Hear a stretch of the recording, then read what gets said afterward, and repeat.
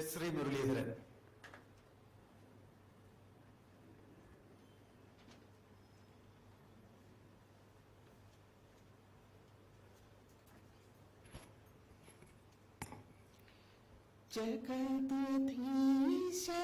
ജഗദീശരാത്രിയും ശശാങ്കതാരകങ്ങളും പകലുമർക്കബിംബവും നിരന്ന മേഘജാലവും മൃഗകദംബ പക്ഷിവൃക്ഷ പുഷ്പശലഭവൃക്ഷം മികവിന്റെ വൈഭവങ്ങൾ വാഴ്ത്തിടുന്നു ദൈവമേ.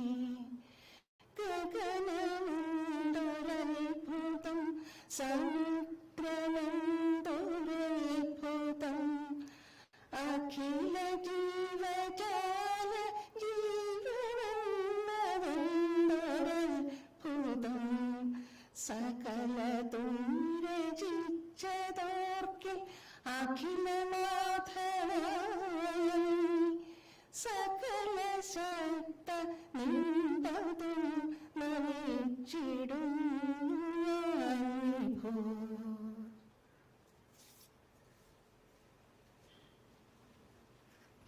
Welcome, Sri S. Godinath, IPS retired.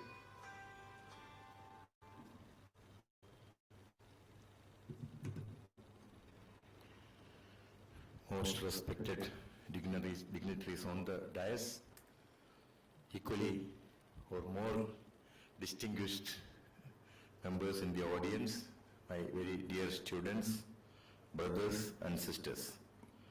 I'm extremely happy to be here to welcome you all to the second edition of our seminar on subjects of national and international importance. As you all know, Neti-LIVE is a platform for open discussion on issues which every individual should know in detail. We have felt the deficiency of a correct narrative in the subjects concerned, and a lot of wrong narratives are being spread across the population, and which affects the very polity of every nation. So we have thought that we should have a forum to discuss things openly, and a political organization. You can have difference of opinion also, and we can have an open thinking. And as you all know, today we are discussing on the Israel and Hamas issue, which started on October 7th. Till this time, this is the headlines of all the news bulletins as well as the newscasts all over the world. Earlier we used to think that certain issues are localized or within the limits of a country, and it doesn't matter us. If something happens somewhere in the world, it's not a matter of concern for us. But now things have changed, and the world has in fact either shrunken or we have spread all across the world that everything happens at any corner, let it be in Arctic or Antarctic. It affects each and every one of us. And in case of warlike situations in Israel, and what we should understand is that it is not exactly something confined to the military operations or the defense strategies. It affects every field, the economics, the medical side, the agricultural side. All these aspects of life is touched by any such instance, any such incidents taking place anywhere in the world. And we have ideally chosen this subject for discussion today. We have eminent speakers to address us on this occasion. I am extremely happy to introduce Colonel Denny, retired, who is a strategist in defense operations, as well as he will speak to us on its ramifications on internal security. And again we have Sri Ranjit Karthikeyan. He's a chartered accountant by profession, and the economic aspects of what is happening now in Israel will be, and how it affects us will be explained to us. And we have an eminent moderator, a very senior journalist, Sri Suresh Babu. He will talk on the role of media, which is very important, as we all understand, as well as he will be moderating between you and the speakers here, and you have every opportunity to ask questions. And I once again invite all of you to this audience and adding the tip of this thing. I just kept his name at the back because he's a person reputed and renowned in international relations. Dr. Fakhruddin Ali is more known to all of us through the media, as well as the boldness with which he has expressed his views on the various subjects in this country as well as across. And he is an expert in international relations. And as you all know, any small thing happens anywhere in the world affects the international relations of this country also. And at this moment, when India is having a very covetable and enviable position in the international relations, I wish that let us have an excellent dialogue about international relations, the financial matters, as well as the all other fields which may be affected by this aggression and I am extremely happy to invite Dr. Fakhruddin Ali to this audience. Again, Colonel Dini retired, Sri Ranjit Karthikeyan and Sri G.K. Suresh Babu, and above all of you, and it is you to decide how lively this discussion should be. So come out with questions and seek clarifications and make this venture a grand success. Wishing you all the best. Once again, a hearty welcome to all of you. Thank you. Rakesh, Bilal and Dr. Jaya. Please. Colonel Sri Rakesh will be giving our momentum to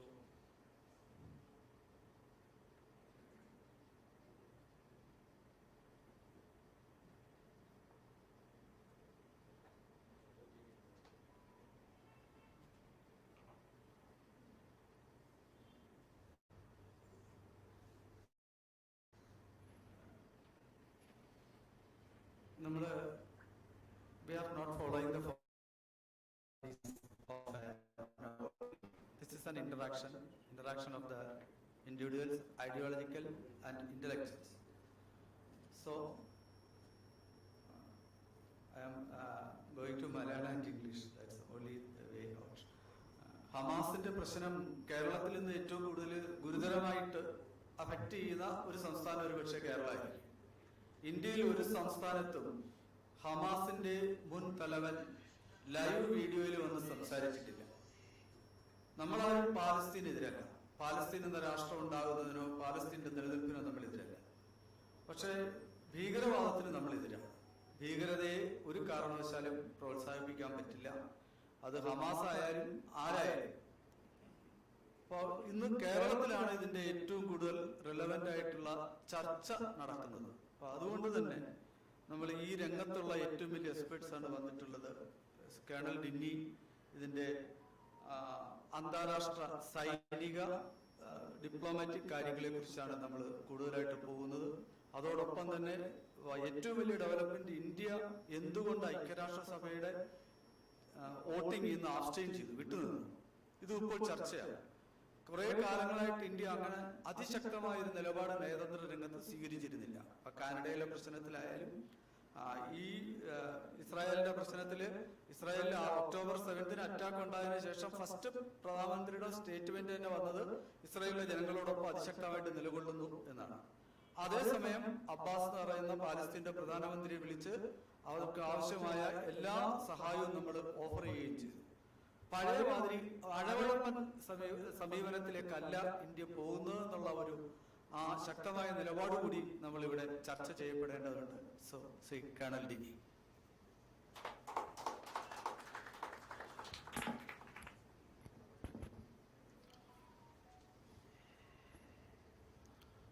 Thank you, Namaste. Respected Shri Gopinath, Shri Ranjit Karthikeyan, Dr. Fakhruddin, Shri GK Suresh, respected dignitaries in front of me, and I can see a lot of youngsters. Good to see you, and all my elders, gurus, everybody. Namaste once again. First of all, I would like to place my sincere thanks to the organizers of Neti-LIVE for giving me this opportunity for an interaction with such wonderful panelists and also such a good learned crowd in front of me. I know that each one of you bring extreme knowledge which you all already had in your respective fields, and also some very vibrant young minds in front of me. Yes, today the issue in front of us, which is very live, which is very controversial, which is very sensitive, which is very passionate, is the Hamas-Israel war. And surprisingly, in Kerala it's not again, because directly we are not affected in any way, but unfortunately the way Kerala is, we are here debating all this with the utmost passion, and the kind of the emotions are very high on this. And that is where I really find Neti as one of the ideologies are wrong term, but one of the factors of our culture which I'm extremely fascinated by. I hope many of you know what is Neti. Neti means neither this nor that, or even this is correct or that also is correct. So that is the kind of history or the culture which we have. Neti. You're also right, I'm also right. Or maybe you're also wrong, I'm also wrong. So we have the freedom to express ourselves. We can agree to disagree. So that is the kind of thing which Neti has. Now coming to the question of the topic which was given to me was military strategy, tactics and other impact on the national security in context of the conflict which is happening. Of course, Sri GK has mentioned about the international thing. I think Dr. Fakhruddin will be covering on the international thing, but I will also touch upon briefly. Now the first and foremost question which many of us, ever since this conflict has started, would have been that, can this happen to India ever? Many of us in our mind, either Indian sambhavikkamo ennulla chodyam nammade manasil varum. So I ask the audience, how many of you believe that such an attack, scale can be, it can differ, maybe it's more, maybe less, but how many of you believe that such an attack, and I call it a terror attack, can happen against India? Can I have a show of hands, please? Okay. So I think about 80% of the people believe that this type of attack can happen in India. So majority believes. Now, why? And my own sense is that it is definitely going to happen. Not because I am a military man alone, I'm not a warmonger, but definitely I know that what I have seen, what I have experienced, at this point about 10 minutes to 5, as we are speaking, somebody would have just finished the planning how to carry out the strike and would be going home from his office. How to carry out a strike on India, where all can it be targeted? The entire day he would have been planning, and just about 10 minutes now, 5 o'clock, you can give half an hour of international timings left, right? So he would finish his planning for the day and he will be going home. After giving maybe a feedback to his bosses, his boss may like it or not like it, but this is actually happening. This is what organizations like ISI are paid for, to do the planning. Okay, number one. So I know where all it is planned, how it is planned. So take it from me that it is going to happen. How long can you delay it, or how much can you, nullify it is the only question. As I said, attack can be less, attack can be more, attack can be somewhere else, attack can be anywhere, but some form or the other will happen. And it's already constantly happening also. So that is the number one point. Now the next question is, how will it happen? That is the next question. That is a very difficult question. That is what we are trying to, my job or my attempt is to make it simplified. What is that? Okay. Yeah, have to be careful, you know. So, yeah, absolutely, paragliders. So, you know, mind is always playing games. So the now question is, how will it happen? So I'm not talking about the when. When can happen anytime. Definitely it will happen. So how is the question? Now in this question of how, our country is a big country, you know, coming from Kashmir, along the borders, western borders, interiors of, you know, Bharat, and then coming down to south, coastal area, and then down to Kerala. Of course, we have the beautiful northeast area also. Now, Israel being a very small area, you would have seen the impact. But in India, that doesn't happen. So in India, is such a great country that probably war will be happening on the western front, and on the eastern and southern front, people will not even realize that there's a war going. And that's one of the precise reasons why Kerala does not have that kind of passion for Fauji's, you know, because they have never seen war. If you go to Punjab, if you go to Rajasthan, they are passionate about Fauji because, you know, they know what is war. Israelis know what is war. So that is why war and its destruction, the damage, the losses, so people who know it, they will always remember. So that is why the people who had come from after partition, they still had that, you know, that jazba, what you call in Hindi, with them, because they saw the pain. So I am now coming to tell you that how will it happen is very difficult to predict exactly how is it done. But I can give you some war gaming or, you know, some scenarios for you to ponder. So let's start from Kashmir, and then I'll progressively come down in the given time allotted to me. I've been given 15 minutes. 15 minutes is very less a time for, you know, to even touch upon it, but I'll make a sincere attempt to at least give something to you so that you can think about it. You can agree, you can disagree, you can have different ideas. So Kashmir is always been, since 1947 we know that it has been a point of contention between India and Pakistan, and there have also been parallels drawn between Kashmir and Palestinian issue. You know, we know that including the latest, you know, last that stone throwing incident, these are all picked up from Palestinians. The big, image of a boy throwing a stone on an Israeli tank. Similar thing you will see on the streets of Srinagar for that kind of an image. So there's a lot of comparison between drawn. But the fact of the matter is that it is not exactly the same. So both are fighting for a different cause, we all know. Our fight is to, you know, liberate the Pakistan-occupied Kashmir, and of course, Pakistanis are trying their best to put more and more terrorists and create problems inside Kashmir, our part of Kashmir. So now in Kashmir, they can try this kind of attack. Infiltration always happens in Kashmir because the borders are such vast, it is so densely forested. Although there is border fencing and all, but still it is possible. There are places in Kashmir, if you go in the night, in the daytime, or in the night as it is, even in the daytime, if you go into the forest, you can't actually literally see 10 meters ahead who's going. You can't see. That is a kind of dense forest. So infiltration can happen. So this kind of in what happened in Israel, bulldozer which chain so they can infiltrate easily in Kashmir.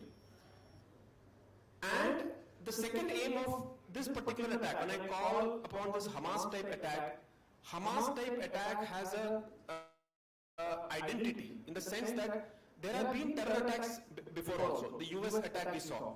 In Mumbai we saw. We have regularly been seeing attacks here. But what stood out as far as Hamas attack was, Hamas attack hit the consciousness of people. That brutality which was earlier seen in ISIS, that brutality was unleashed on the people of Israel. Babies, kids, girls, boys, then you take them back to prison. So I'm talking of that kind of brutality. I'm not talking of a normal terror attack. Okay, now we have actually, sadly we are living in an age we don't even talk a normal terror attack, we talk of another level of terror attack. So I'm talking of that. So in Kashmir, they will try to target the minorities which are there because they won't go in to kill the people of Kashmir themselves because then they will be alienated. Already there is a lot of resentment against terrorism within Kashmir. If you speak to the people, they are not at all happy. They do not want any kind of thing. So if they go and further damage them, then whatever little bit of support they have, that will go. So they may try to target the Amarnath Yatra. They may try to target the tourists, which have already been happening before also. They may target them. And that brutality then can come out. So this is one option which they have in Kashmir, that infiltration is possible. They don't have to use gliders. They can use normal kind of infiltration, that ground-based infiltration. They don't have to use drones. They can just infiltrate, carry out a massive strike. Now, the chief of Jamaatul Dawa, Hafiz Said, he once famously said that my plan is that I will put 500 people inside. Okay, I will push 500 people from here towards Kashmir. Even if 50 makes it or 100 makes it, I am happy. Less of them can be neutralized in the border, but even 100 or 50 makes it, they can create mayhem. They can create mayhem inside, even if 10 to 15 people get inside and they go on a shooting spree. Thousands can be killed.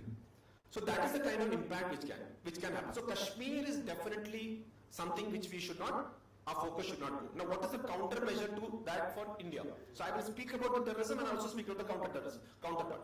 Now if something like that happens, India has the option to attack Pakistani post along the line of control like what we did in Balakot. So that can be specifically targeted to some kind of, that punishment can be given specific to the Pakistani army. Okay, so that because we know that it will be them who will be doing it, so the targeting can be of the Pakistani army. So this is what it can be. So what, according to me, this is a highly probable attack which can happen. Now coming down further south, and that is where your attention is required. In the area of Punjab and Rajasthan, which is very close to borders, there are the border pillar and the township is very close. If you know that there's hardly any difference between where the border ends and then suddenly you'll see. So there's this kind of attack which actually targets people living in cities. To a person to dig a tunnel from Pakistan into Punjab, they're already doing it. They're already doing it as far as drugs are concerned. So if tunnels can be made and if people get in through that, and then imagine if you use about 500 odd drones. Drones are locally available today. 500 odd drones are being employed from there to put explosives inside. I'm just giving some ideas. Don't take that these are ideas for the terrorists, but these are things which we have to think, and that is why the countermeasures also come. So that, especially in Punjab, where the situation is little tricky, the Khalistani issues and all are happening. There's a drug menace, there's instability, there is growing unemployment. So there is an issue in Punjab. So Punjab has to be very careful. And as I mentioned, this kind of infiltration can take place there. There is a communal angle to it also, which we know from where all it is being flared up. And the countermeasure for that particular thing would be very difficult for India because it will happen like what Israel did to Gaza. Can India keep striking all the places in Lahore or that place? It can't. There the problem will start. How do we then do a counter? How do we give a punishment back when we know that it is coming from there? Because they will give some narrative. It will be some Khalistani or it will be something which they can do. So how do we give that, that punishment is one thing which I'm sure we can discuss during the discussion period. So Rajasthan, Punjab, these issues there, more problem as far as I think is Punjab. Now come down further south, interiors of India. The interiors of India has an advantage that it is not having any borders. So an infiltration and then doing this is not possible. But what is possible is that there are many sleeper cells which can be activated. We all know that how it is being activated. So that kind of action can be carried out inside India, inside any town, let's say in Mumbai or in Bhopal, is the interiors of a country. As I mentioned about the western borders, similar action can take place along the Bangladesh and Myanmar borders also, if infiltration wants to. But then, as of now, the governments there are quite friendly with India, so I don't see much of a chance there because more or less it is neutralized. But we have to take into account that there is other game plan which is happening in the northeast, like what we saw in Manipur and other issues. So that is a totally different subject, so I'm not touching upon that because that doesn't come under the classical Hamas type of terrorist attack which has happened. Now you further come down south, you will have the coastal area. In the coastal area again, there is no border, but then you have a sea. Now we all know, all of us live along the sea coast. It is not very easy, difficult for one or two people coming in a boat. Nobody can make out. However hard you try, it's a sea, it's an ocean. So if 2 to 3 people come in, small boats, let's say the mothership is somewhere else, like what happens in Somali pirates, what they do. It is not a thing which cannot happen. So this particular kind of thing, let's say if, about 20 boats carrying three people each, act as if they are the fishermen folk, and then they come. They have to do nothing. They have to just indiscriminately fire. They don't have any law. They're not looking at kids. They're not looking at if there are the small baby, we should not fire. No, they are coming and they're just firing and creating mayhem. That is the kind of thing. They are not looking at policemen. They're not looking at Faucis. They are not looking at judiciary. They are just killing people. Whatever brutality can be made, that is what their aim is. So that is also a possibility. And then now I come down to Kerala because my time is limited. That's it. Now, as far as Kerala is concerned, I, for one, strongly believe that Kerala has a problem. And the earlier we admit it, I think it is better for all of us. Why does Kerala have a problem? Is because of various factors. It is not only because of any other. Why Kerala was literate also has a history. Why Kerala thinks differently is also. So everything has a reason. So Kerala has an issue, and you can call it exposure to the outer world or whatever. But Kerala has an issue in the sense that there is a lot of radicalization which is taking place in Kerala, and that's a fact. And what will happen here in Kerala is that there is a ground being built. There is a ground being built to trigger a terrorist action which can lead into a communal flare-up. So actually, the trigger is just the terrorist attack would just be an initiator. The real intention would be a communal flare-up. That is what it can happen anyway. I don't know. It could be somebody willingly doing something against any minority or majority place of worship or something. It can happen anyway, because there is an issue here in Kerala. My understanding is that it cannot happen that it will happen like what the other places. It will ultimately result in communal. I don't want to use the word, but killings will happen in that manner. That is what my fear is. I wish it doesn't happen, but then that will be triggered by a terrorist attack. Terrorist attack, it could be in a place of worship. It could be in a place of where students are studying.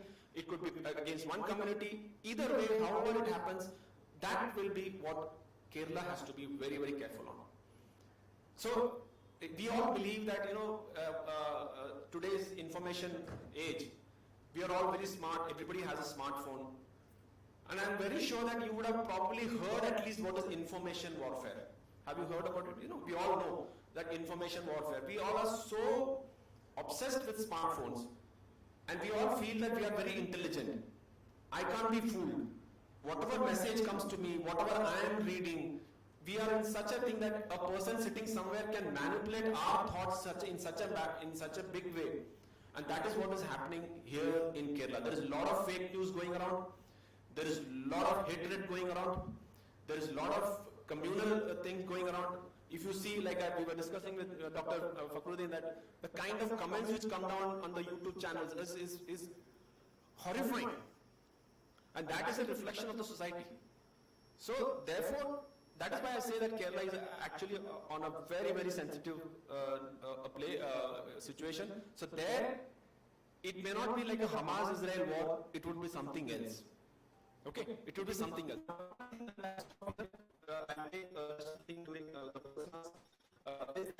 See, the terrorists are always thinking differently. Okay?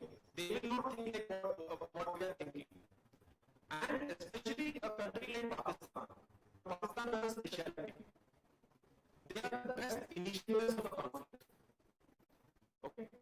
And the worst people to finish conflict. So when they plan to initiate and plan to kill it, they will really start conflict. How to close that conflict? They will say, okay,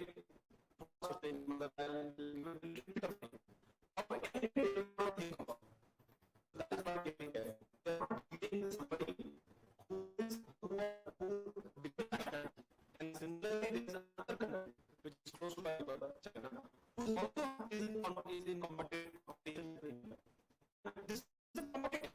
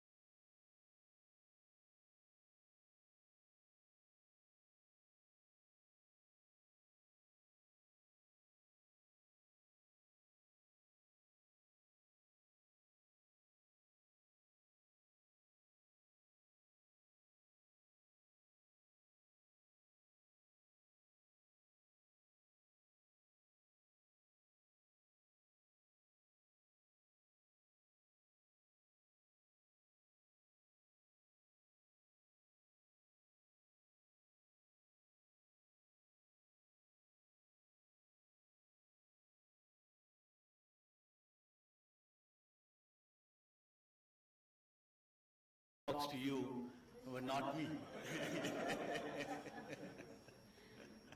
See, did we hear something about apparel company cancelling uniform stitching contract? Can you believe that? See, somewhere somebody is fighting and we have got an order where the uniform has to be stitched, and suddenly the owner says that we are not going to supply it. So imagine, do you think that this is an economic reason, a political reason, a support that has happened because he supports Palestine? No. The reason for issuing a statement that he is cancelling the order is definitely not any of those. It is definitely because he fears there can be an attack or a kind of animosity that can happen. So that's the kind of interconnectedness that we have today. The economy has been so tightly enmeshed. Then another area where Kerala can definitely be worried is about the remittance, where a lot of our brethren work in the Middle East can find it extremely difficult to find jobs. See, no war gives any clear winner anymore. There's no winner. The economy will definitely be in shatters.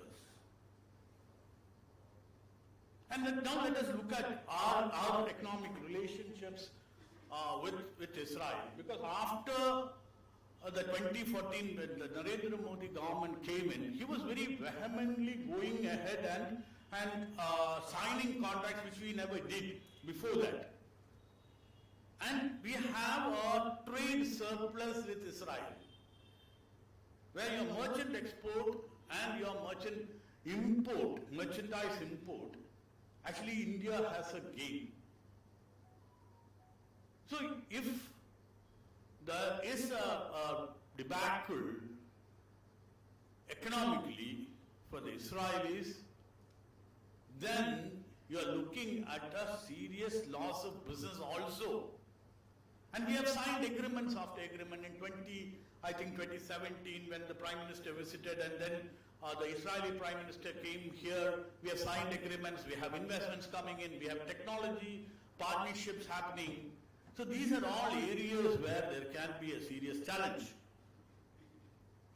So each one of us, like the security part, we also will be greatly impacted by the war if it continues.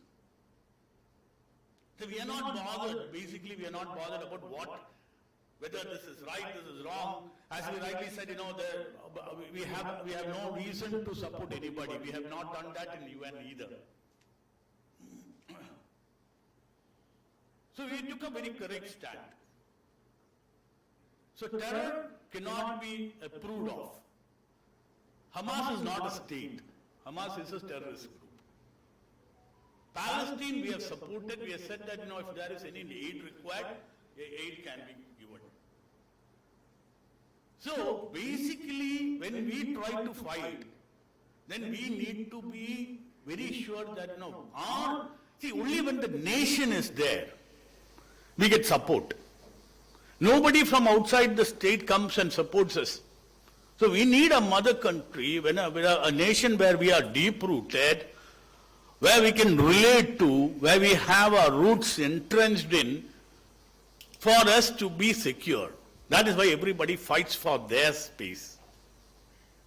So that is the importance of having a very safe country for your economic well-being. So let us just quickly look at which are the areas where I think can possibly, because I was warned by Fakhruddin that I should not be rattling out numbers and data, and I'm aligning to that, and I'm just mentioning a few areas. As I said, there's definitely energy, oil, because any rise in oil can bring down the economic growth of the country. We have oil dependency. So naturally, when the oil prices go up, especially with the election year coming, no government can actually go into a price increase, stating that there is an increase in the international oil prices. You cannot say that. The election is election.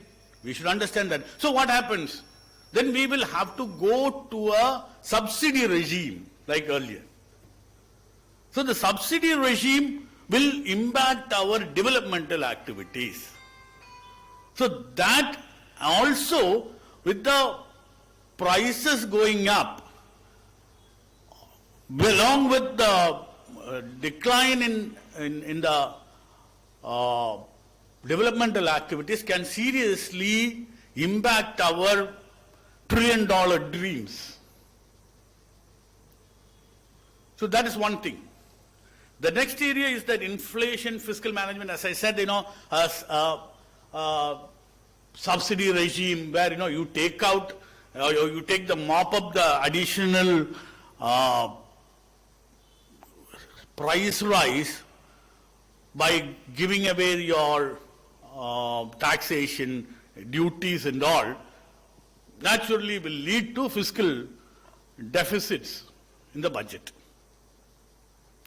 So overall, there will be a serious impact in the economy if this is going to continue. It's going to be very bad just because of the oil dependency. So what do we do? So we need to possibly find out, make sure that we have alternate sources, we have other energy sources where we can make sure that our dependency is brought down. Whether it is immediately possible, feasible, I don't know. I don't think it is. Similarly, there will be our technological advancement will have a great impact. Because if there is a global increase in prices, all the transportation costs, logistics, everything will go up. Your 5G expansion, your talk about 6G coming in, the technology disruption that is going to happen, and we are so much dependent on imports. We have taken very big strides with respect to Atmanirbhar. But still electronics, we are still dependent. We know that, where we had that COVID pandemic happening, the movement of the cargo was seriously impacted. Even today, if you want a particular make of a car, it is not available. Because the chip is not available, because the components that you need to manufacture the chips are not made in India, you are still dependent. So all this development, the 5G rollout or the 6G rollout, the technology that we are talking about, everything will get hit because of a increase in prices, increase in shipping, and the global impact of that. So that is another area. Then again, as I told you, the trade. As a trade partner, maybe even though there is only a small portion with Israel, we will have serious problems because of the shipping routes that are going through there. Having higher insurance premium, bigger shipping costs, which will make our import as well as export much more costlier, bringing down the volumes, which will have a trade impact, which has a direct impact on our economy. Then we have many corporates which are present in that region, including Adani's, where the Haifa port is being operated by Adani's. The Tatas have serious presence. So the corporates which are there, working with multiple countries, in the technology domain, they will have serious problems.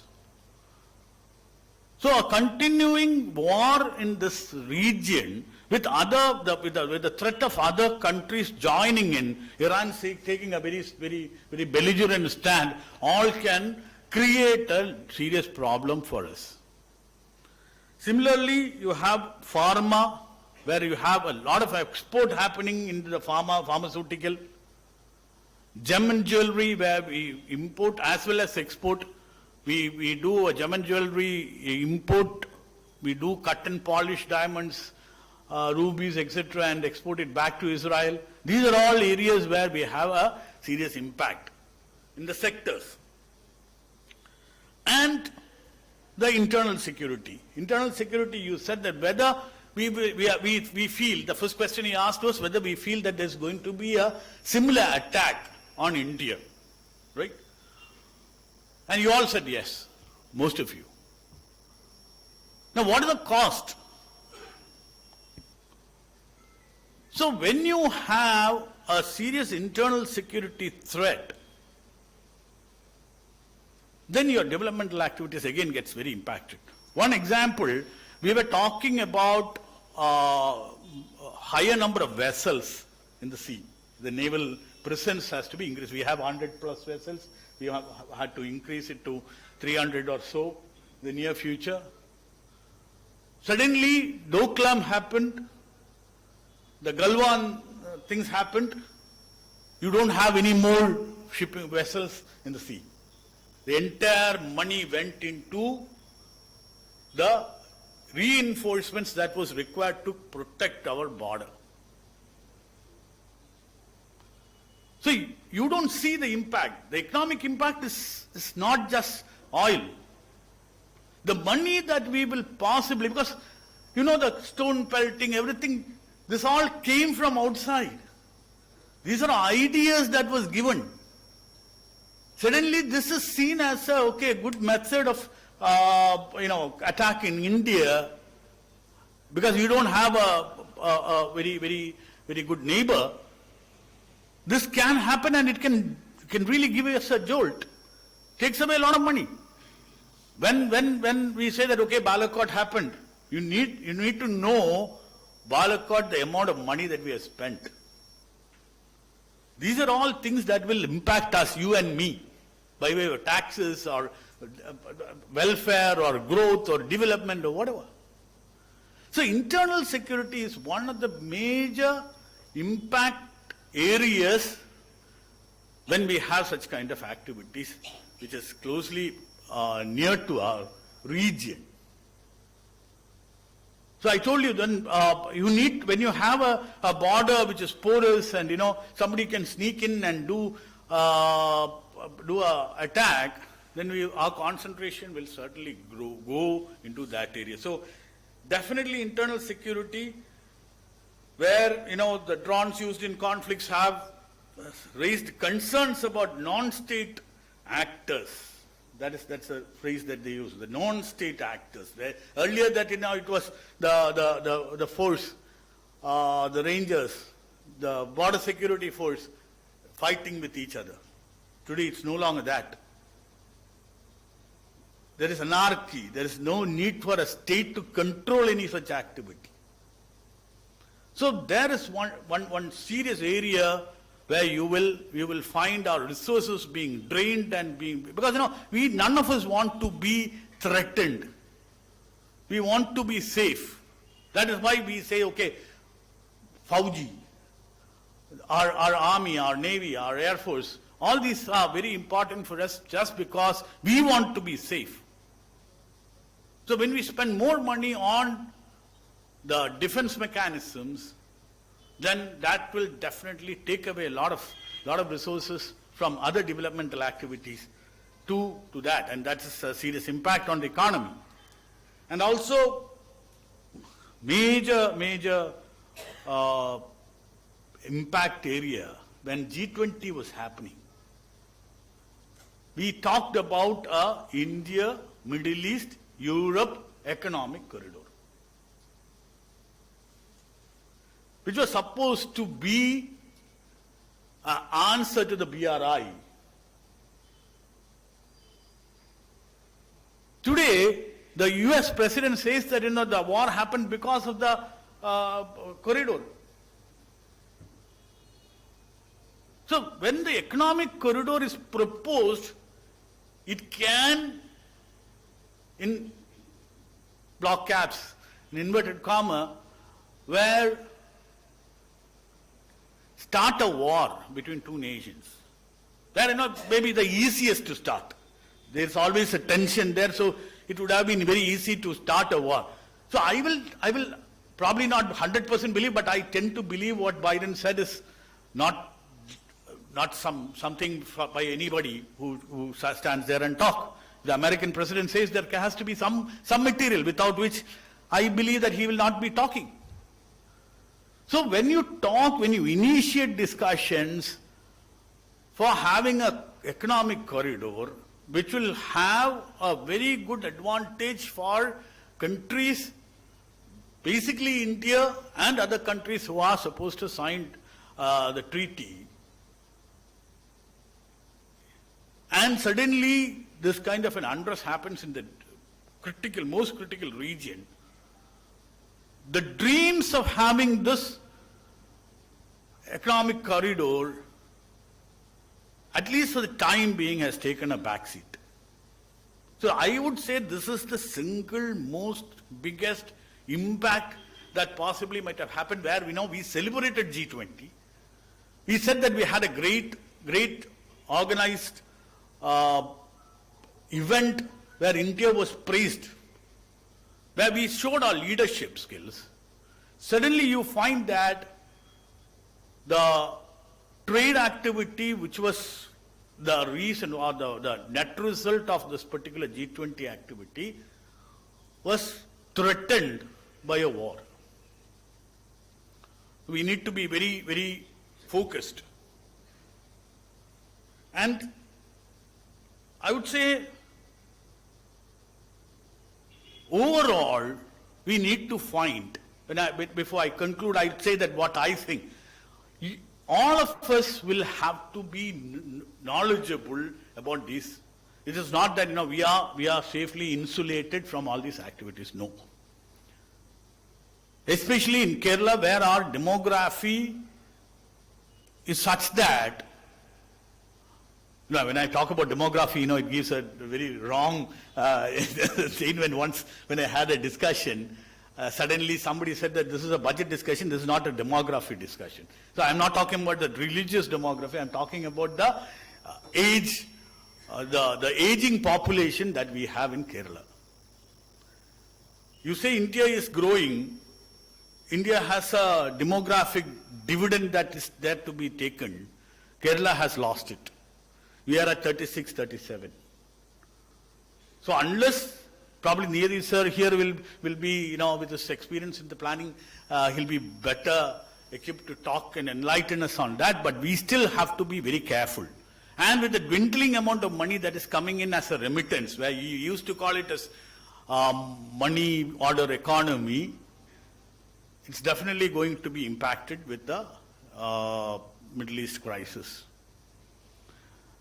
People migrating out of the state, about a particular student recruitment agency boasted about 3,500 or 4,000 students being sent in 1 year, in one go. You have serious problems. So we in Kerala will have to be more careful about what we want to do. Also, in a bigger sphere, I think that we need to find new markets, new friends, new allies, and we have to definitely look at Africa, where you see this is the emerging market, where we were not able to, where China has made strides getting into Africa, we have not. But we have started doing it, the G20 inclusion of the African Union, everything is the right step. And the people-to-people connect, where we can, you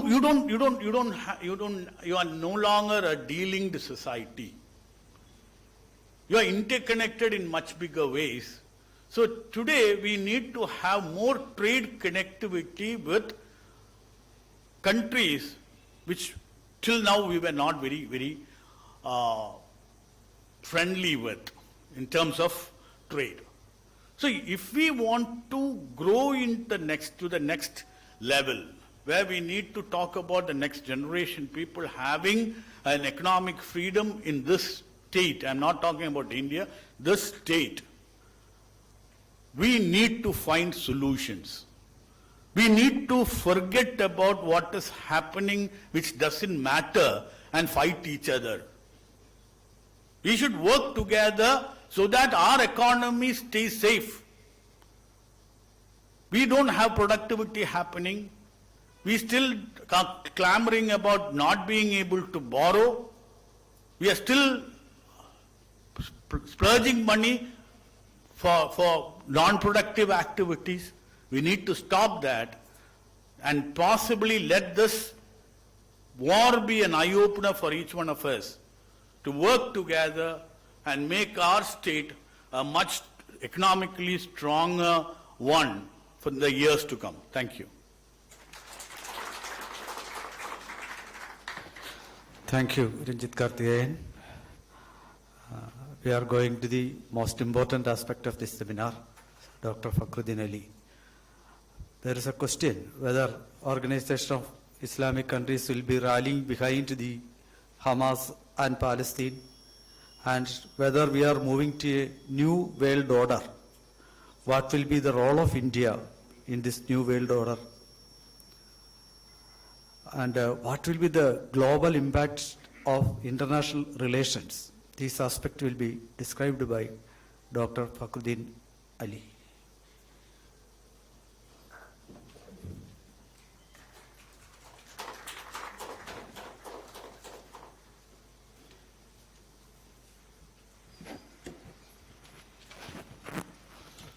So, Namaskaram. Okay.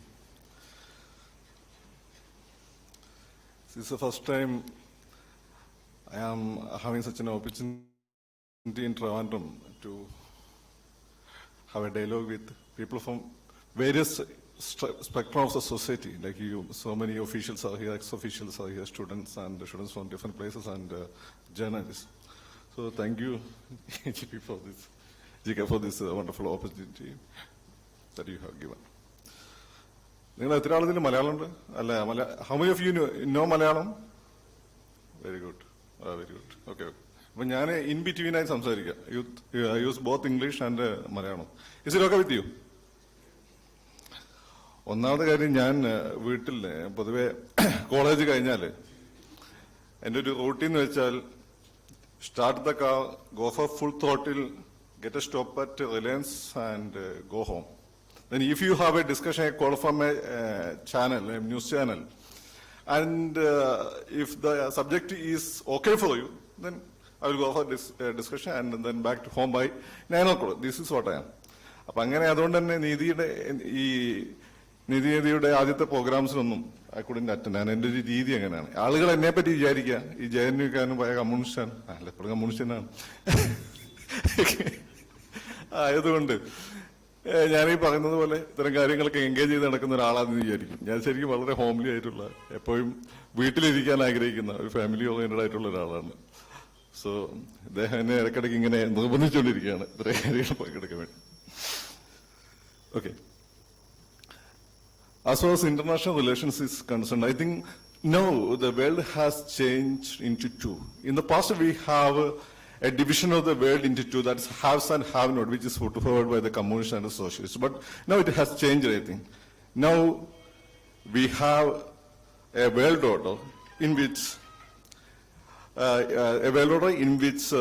the sensible countries and sensible politicians are in the one side, and the insensible guys, insensible persons and insensible nations or insane nations in the other hand, which is going to happen in this way. This kind of a polarization is happening around the world right now, which is very evident in the current scenario, which is what is happening there in the Middle East.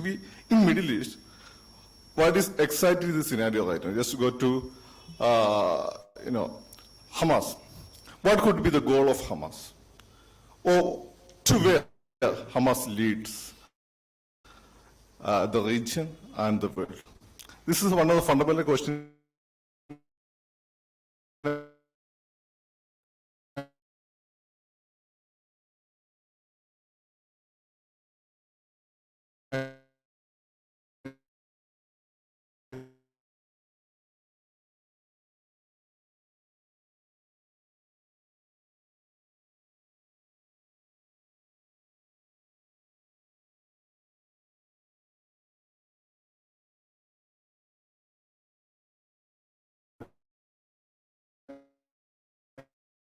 I think we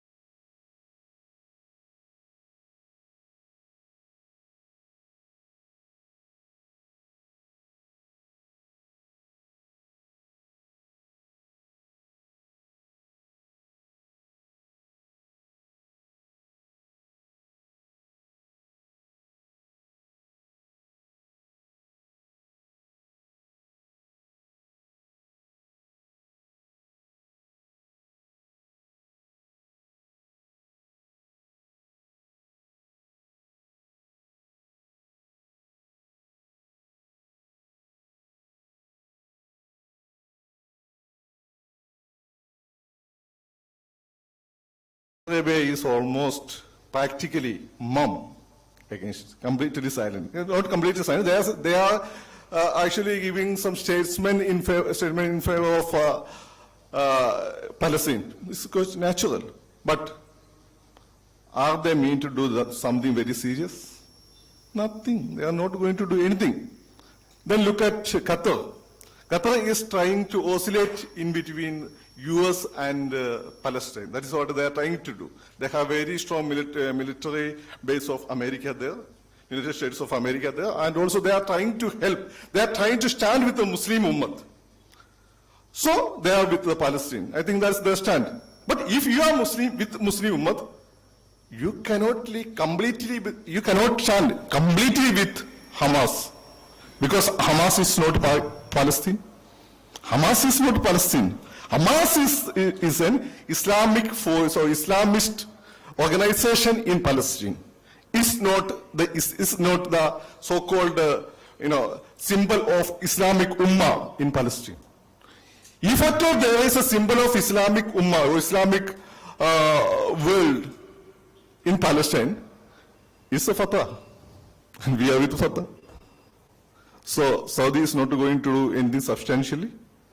Qatar is not going to do anything substantially. They don't have the might. If they want to do something, America should give the green signal. And about Turkey?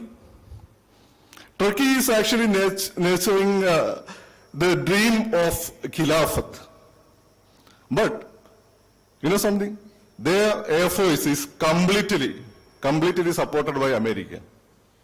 United States of America. Do you think that America allowed them to use the F-35 aircrafts to bomb Tel Aviv? It's not possible. They will do lip service, and we here in Kerala, some sympathizers of Hamas, by 4 o'clock we come to studio of a particular channel in Malabar, And we'll say, and they started convincing us by saying that Turkey has F-35 bombs and the most modern technology, and they are going to bomb Tel Aviv.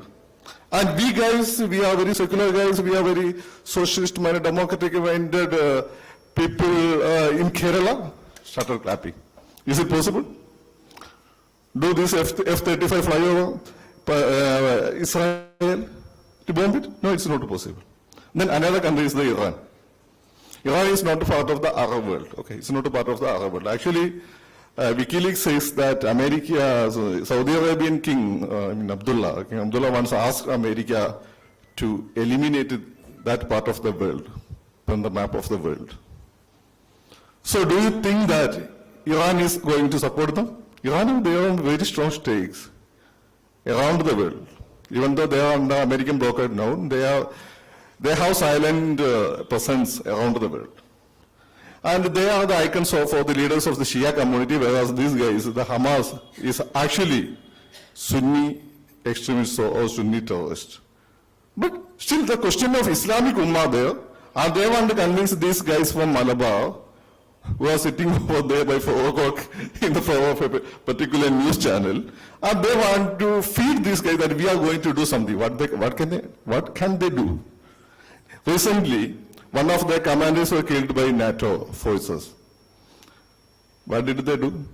They told us that they sent some missiles to the desert, and Trump replied, "Is it true?" But still Iran is there. This was a reply of Trump. So they are not going to do anything. So this is actually a war in between Israel, America, and the sensible Arab nations, India, and the Latin American nations, and even the supporters of Palestine in Europe, like France, and Sweden, and now all these countries, all these so-called mature democratic countries in Europe, all are there in one side. And we have Hamas in the other side, with the support of the Arab Street. Do you know what is the Arab Street? Okay. Arab Street is, you are aware of the Arab Spring. Arab Spring-നെ പറ്റി കേട്ടിട്ടില്ലേ? നമ്മളിവിടെ ഞാനൊക്കെ ഭയങ്കരമായിട്ട് എനിക്ക് നമ്മുടെ പഠിക്കുന്ന സമയത്തായിരുന്നു, because when I was doing my MPhil here in Trivandrum, and it happened. I was actually very much inspired by the slogans of Arab Spring, because it was a democratic movement against the autocratic Arab governments, which are supported by the United States of America, the great enemy of we the socialists and we the Democrats in India. So we are very happy about that. But okay, eventually what happened?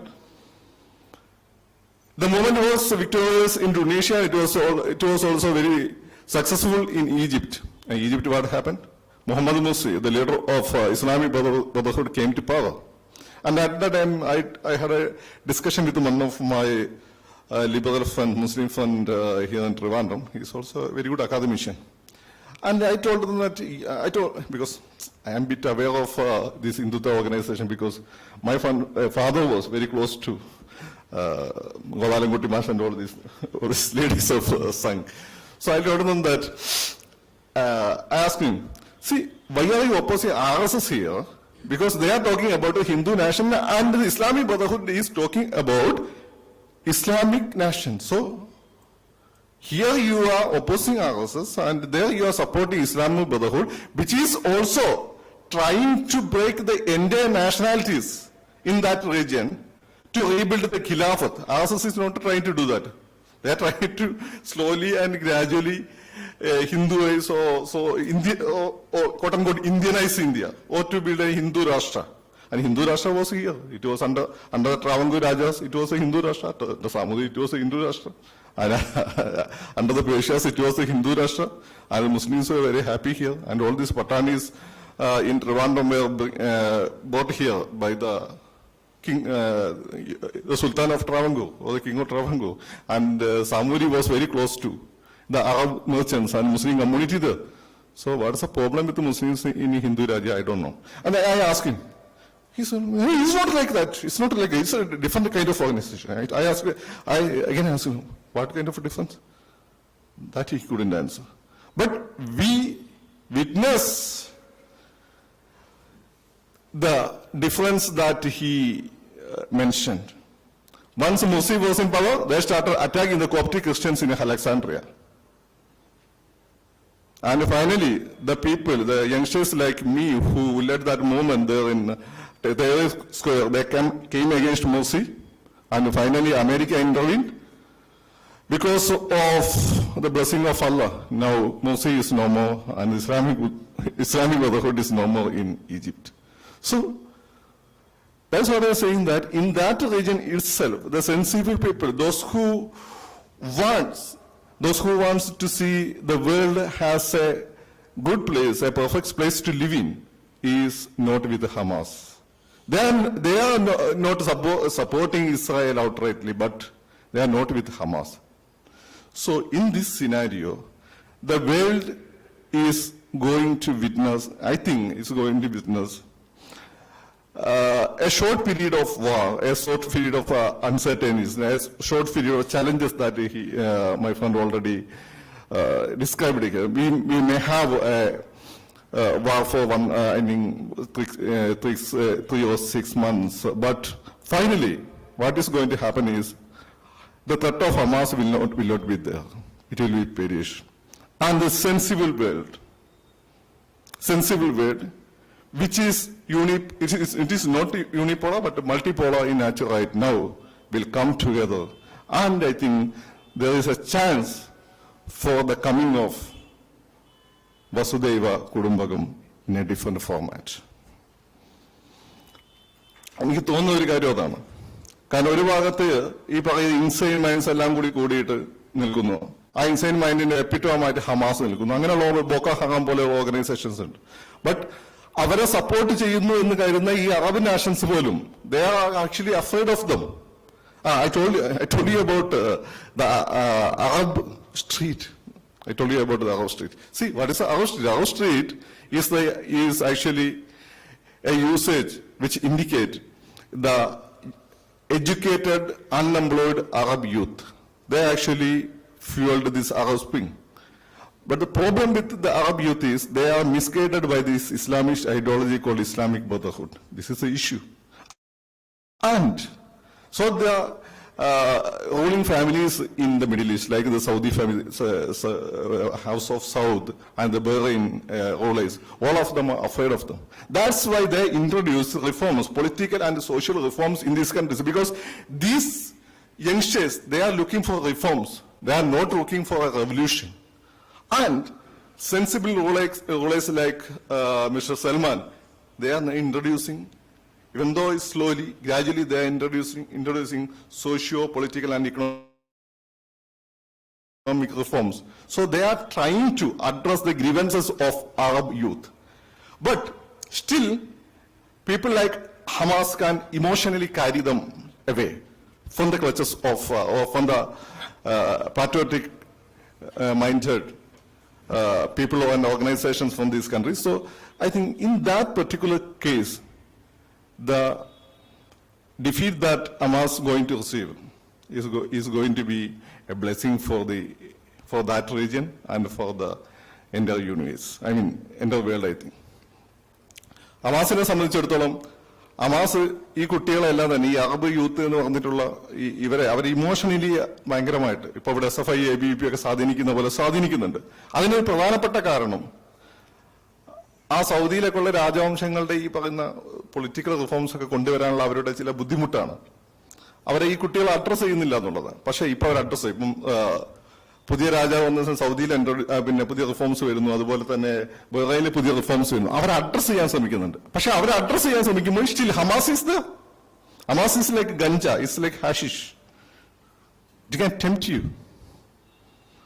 അപ്പോ ഈ ഒരു യുദ്ധത്തോടു കൂടി ഹമാസിന്റെ കാര്യം തീരുമാനമാവും. അത് കാരണം ഈ ഹമാസിന്റെ കാര്യത്തിൽ എനിക്കിത് പൂർണ്ണമായിട്ട് ഈ യുദ്ധം ഹമാസ് അവരൊക്കെ അറ്റാക്ക് ചെയ്തതാണ് എന്നല്ലേ, ഇത് നെന്യാഹുവിന്റെ നടുവിൽ കളിച്ചിട്ടുണ്ടെന്നൊക്കെയാണ് എന്റെ ഒരു വിശ്വാസം. കാരണം അല്ല ആ രീതിയിലുള്ള ഒരു പിന്നെ ഫെയിലർ ഒന്നും അവരെ സർവൈലൻസിന് ഉണ്ടാവില്ല. പക്ഷെ ഹമാസ് പോയി തലവെച്ചു കൊടുത്തു. മാത്രമല്ല ഈ ഹമാസിന് ഉണ്ടാക്കിയതും ഫത്താക്കെതിരെ ഇവരാണ്. മൊസാദ് ഉണ്ടാക്കിയതാണ്. മൊസാദിന് അവരുടേതായ ലക്ഷ്യങ്ങളുണ്ട്.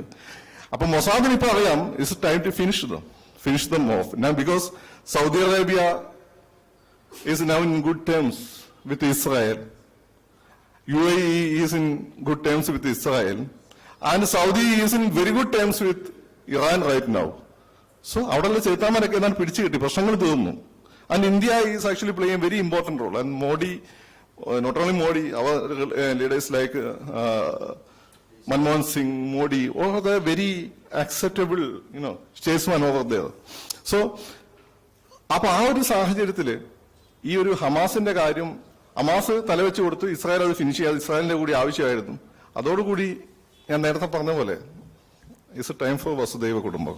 അതിനിടയ്ക്ക് എന്റെ ഒരു വിഷമം എന്ന് വെച്ചാൽ അവിടെ മരിച്ചു എന്ന പാവം കുട്ടികളെ പറ്റിയും സ്ത്രീകളെ പറ്റിയും ജനങ്ങളെ പറ്റിയുമാണ്. അതിന് അവരൊരു വലിയ വില കൊടുക്കേണ്ടി വന്നു എന്നുള്ളതാണ്. It's A catastrophe. Okay, thank you. Is it enough?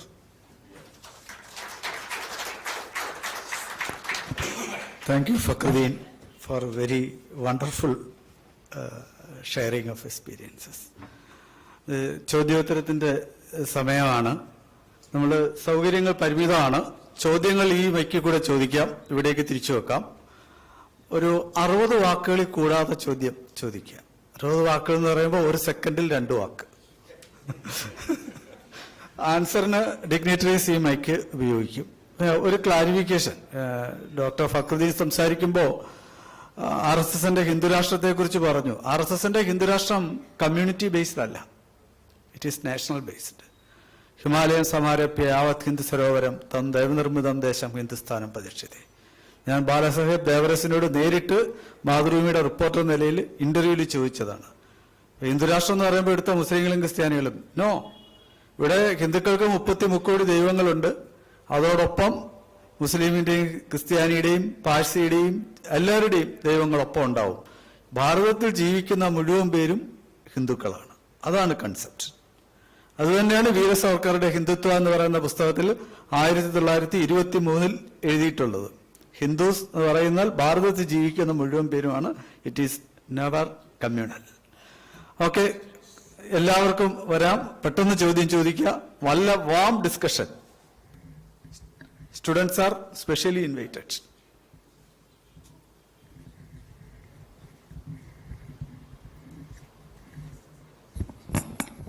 No. War and violence does not solve any problem. Now, we have to condemn terrorism in all its forms and manifestations and find out an amicable solution to solve the Israel-Palestine conflict.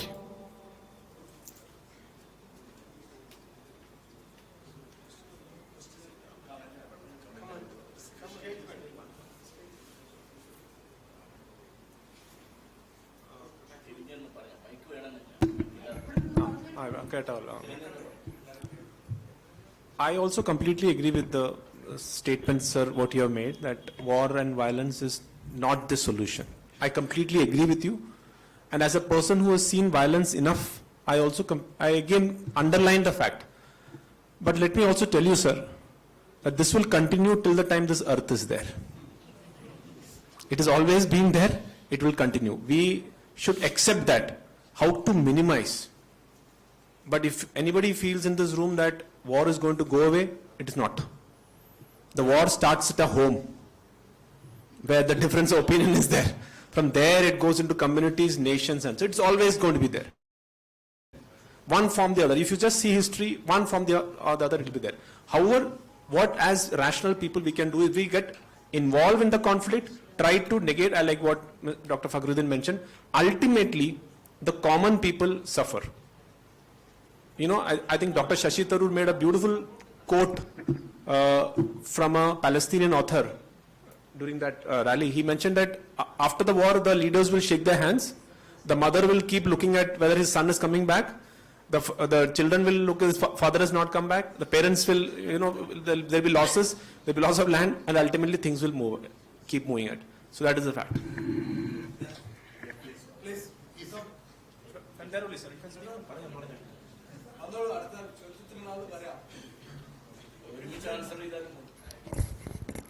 My question is, to all the panelists. Is it not a lesson for the people of India, the government of India, as well as the judiciary of India?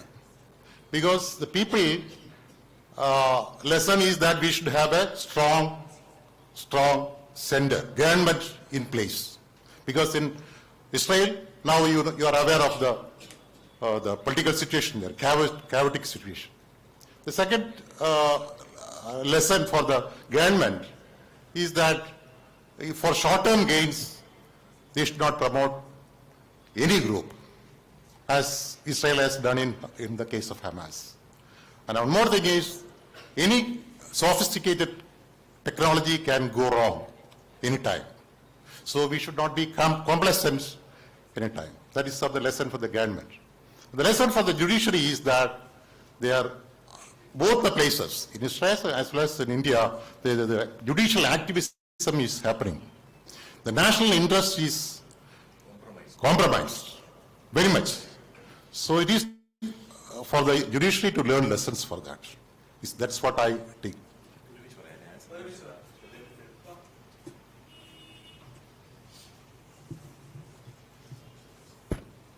മൂന്ന് പേരോട് ഓരോ ചോദ്യമുണ്ട്.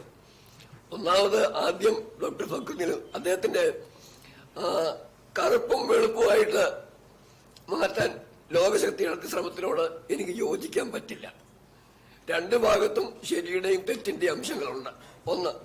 രണ്ട്, സാമ്പത്തിക രംഗത്തെയും പ്രതിരോധ രംഗത്തെയും നമ്മൾ വരാൻ പോകുന്ന പ്രശ്നങ്ങളെ കുറിച്ച് പറഞ്ഞപ്പം നമ്മുടെ അടിസ്ഥാന ശത്രു, പ്രധാന ശത്രുവിന്റെ സോഴ്സ് ഓഫ് സപ്പോർട്ട്, ആ സോഴ്സ് ഓഫ് സപ്പോർട്ടിലും കാര്യമായ ഡിപ്ലീഷൻ കുറവ് വരുന്നു എന്നുള്ളത് കൊണ്ട്, അതായത് പാകിസ്ഥാന് സപ്പോർട്ട് കിട്ടുന്ന ശക്തികൾ സാമ്പത്തിക രംഗത്തും പ്രതിരോധ രംഗത്തും അവരുടെ ശക്തിയും അവരുടെ റിസോഴ്സിലും കുറവ് വരുന്നത് കൊണ്ട് അത് ഭാരതത്തിന് താൽക്കാലികമായിട്ടെങ്കിലും അനുകൂലമായ ഒരു സാഹചര്യം ഉണ്ടാക്കുകയില്ല എന്നൊന്ന്.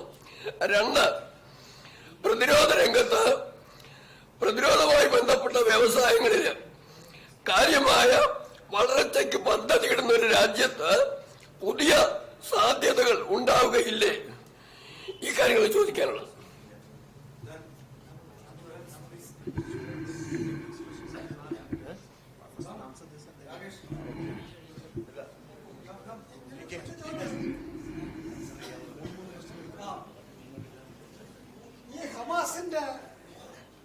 ഹമാസിന്റെ ഡിമാൻഡ് എന്താണ്, അവരെന്താണ് ഉദ്ദേശിക്കുന്നത് പറഞ്ഞു.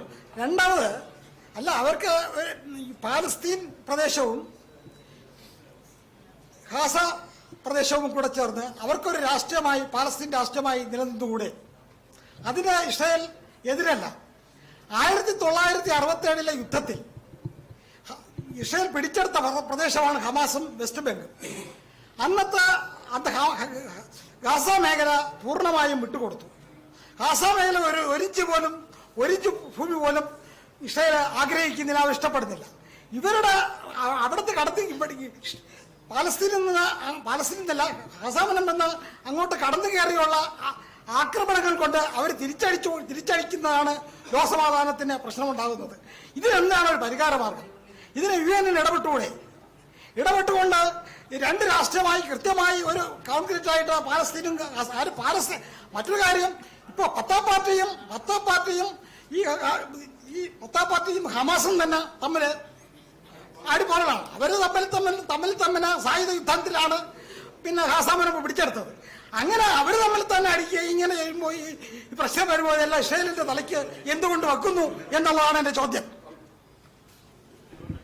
ഇതില് ഹമാസ് ഇപ്പൊ അവര് ഈ പറയുന്നത് പോലെ ഒരു എന്താണ് വെസ്റ്റ് ബാങ്കും ഗാസയും കൂടി ഉൾപ്പെടെ രാജ്യമാക്കി കൊടുത്താൽ അവര് അംഗീകരിക്കുന്നൊക്കെ പറയുന്നുണ്ട്. പക്ഷെ അവരുടെ ഭരണഘടനയൊക്കെ വളരെ കൃത്യമായി പറയുന്നുണ്ട്, ഇസ്രായേലിനെ പൂർണ്ണമായിട്ട് ഒബ്ലിറ്ററേറ്റ് ചെയ്യുക, എലിമിനേറ്റ് ചെയ്യുക എന്നുള്ളത് തന്നെയാണ് അവരുടെ പ്രഖ്യാപിത ലക്ഷ്യം. പക്ഷെ ഫത്ത അങ്ങനെയല്ല. ഫത്ത ആ ലക്ഷ്യം മാറി. അതുകൊണ്ടാണ് അവർ ഓസ്ലോ കരാർ അംഗീകരിച്ചത്. പക്ഷെ ഈ ഹമാസ് ഓസ്ലോ കരാറിനെതിരായിരുന്നു. നമ്മളൊക്കെ ആദ്യമായി ഹമാസിന് കേൾക്കുന്ന ഈ ഓസ്ലോ കരാറിനുമായിട്ട് ബന്ധപ്പെട്ടിട്ടാണ്. അവരതിനെതിരായിരുന്നു. അതിന്റെ അർത്ഥം എന്താണ്? ഒരു രാജ്യം കൊടുത്താൽ പോലും അവർ തൃപ്തരാവില്ല, അവരൊരു പ്രശ്നമായിട്ട് അവിടെ നിൽക്കും എന്നുള്ളതാണ്. അപ്പം ഹമാസ് അവർ ഇപ്പം പറയുന്നത് വെച്ചാൽ ഈ പറയുന്ന വെസ്റ്റ് ബംഗാളും ഗാസയും കൂടി രാജ്യമാക്കി തന്നാൽ okay, two nation theory okay ആണെന്ന് പറയുന്നുണ്ട്. പക്ഷെ അത് വിശ്വാസത്തിൽ എടുക്കാൻ പറ്റില്ല. ഫത്ത പറയുമ്പോൾ നമുക്ക് വിശ്വാസത്തിൽ എടുക്കാം. കാരണം ഈ ഹമാസ് എന്ന് വെച്ചാൽ ബേസിക്കലി ഒരു ഇസ്ലാമിസ്റ്റ് ഫോഴ്സ് ആണ്. ഇസ്ലാമും പ്രശ്നമില്ല, മുസ്ലിംസും പ്രശ്നമില്ല, പക്ഷെ ഇസ്ലാമിസം എന്നുള്ള ഐഡിയോളജി കുറച്ച് പ്രശ്നമാണ്. ജസ്റ്റ് ടു അതും കുറച്ചുകൂടെ ഒന്ന് ആഡ് ചെയ്യാൻ വേണ്ടിയുള്ള കാര്യം എന്ന് വെച്ചാൽ ഇതൊരു പ്രോക്സി വാറാണ്. അതായത് നേരിട്ടുള്ള യുദ്ധമല്ല, ഒരു നിഴൽ യുദ്ധം. ഇതിന്റെ പ്രോക്സി എന്ന് പറഞ്ഞാൽ it is Israel and Iran. So ഹെസ്ബുള്ളയുടെ കാര്യമായാലും ശരി, like we've seen Hezbollah being used as proxy. Similarly, Hamas also is being used by proxy. Of course, like I mentioned, there's a favorite thing which Western countries keep doing. That is, they say, you follow my values, I will follow my interest. Okay, you follow my values, I will follow my interest. So that's when Mr. Jaishankar said, no, you follow your values and interest, we will follow our values and interest. So it's all about national interest. That is what is in play here. That is what Mr. Fakhruddin, when he mentioned that why Saudi is not involved directly, it's their national interest. So that is what somebody was asking, that why Hamas. Everybody in this country, in this world, will look after their own national interest. And India has realized it quite late now that there is no place for romantic kind of thing, that, all those things. First, we have to stand on our own fate, look after our own interest. Nobody else will come to look after your own interest. So that's what the entire game plan in the Middle East is, national interest. So when Mr. Biden mentions this, that there is a, my gut feeling, Alpulli parayana, enikku thonunnu oru kaaranam Israel ഈ ഒരു ഹമാസിന്റെ പ്രശ്നം is because of that corridor economic. He is not very wrong. He is not wrong. If you for the youngsters, please read Fareed Zakaria. He's a very talented and very well known Fareed Zakaria. You should. What he says? He says, what is loss for Israel? Loss for Israel after this war is that Saudi Arabia and Israel will never come again together. That is loss. Not loss of people and all. If Saudi Arabia and Israel, even after this war, comes together, then Israel has not lost anything. Because then ultimate game changer is what is, because both countries, two powerful countries coming together, then these people will not, Iran and all those, although Saudi and Iran are coming close thanks to China, but this is what is the game. So everybody looks after their national interest. A small point. One second. I would like to seek some clarification regarding the role of mercenaries in terrorism and warfare.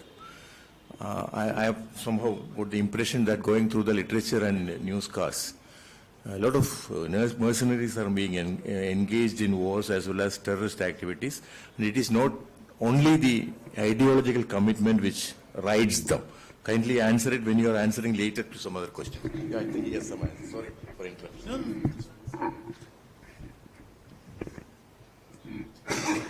ഇവിടെ ഒരു ചോദ്യം ചോദിച്ചത്, ഭാരതത്തിന് actually ഒരു opportunity അല്ലേ, ഒരു നിശ്ചയമായിട്ടും ഈ നേരത്തെ നമ്മൾ പറഞ്ഞ കാര്യങ്ങളെല്ലാം നമ്മുടെ ചാലഞ്ചസ് ആണ്. ഈ ചാലഞ്ചസിനും അപ്പുറം നിശ്ചയമായിട്ടും ഈ ഡിഫൻസ് സെക്ടറിലാണെങ്കിലും ട്രേഡിലാണെങ്കിലും നമുക്ക് ഇതൊരു ഓപ്പർച്യൂണിറ്റി ആയിട്ട് മാറ്റാൻ നോക്കും. അതാണ് ഞാൻ നേരത്തെ പറഞ്ഞത്, നമ്മൾ പുതിയ അലൈസിനെയും ഫ്രണ്ട്സിനെയും ഒക്കെ നമ്മൾ കണ്ടുപിടിക്കണം എന്ന് പറഞ്ഞത്. എസ്പെഷ്യലി ആഫ്രിക്ക, നമുക്കൊരു ട്രസ്റ്റ് ഡെഫിസിറ്റ് ഉണ്ട് ഈ പല കൺട്രീസിലും.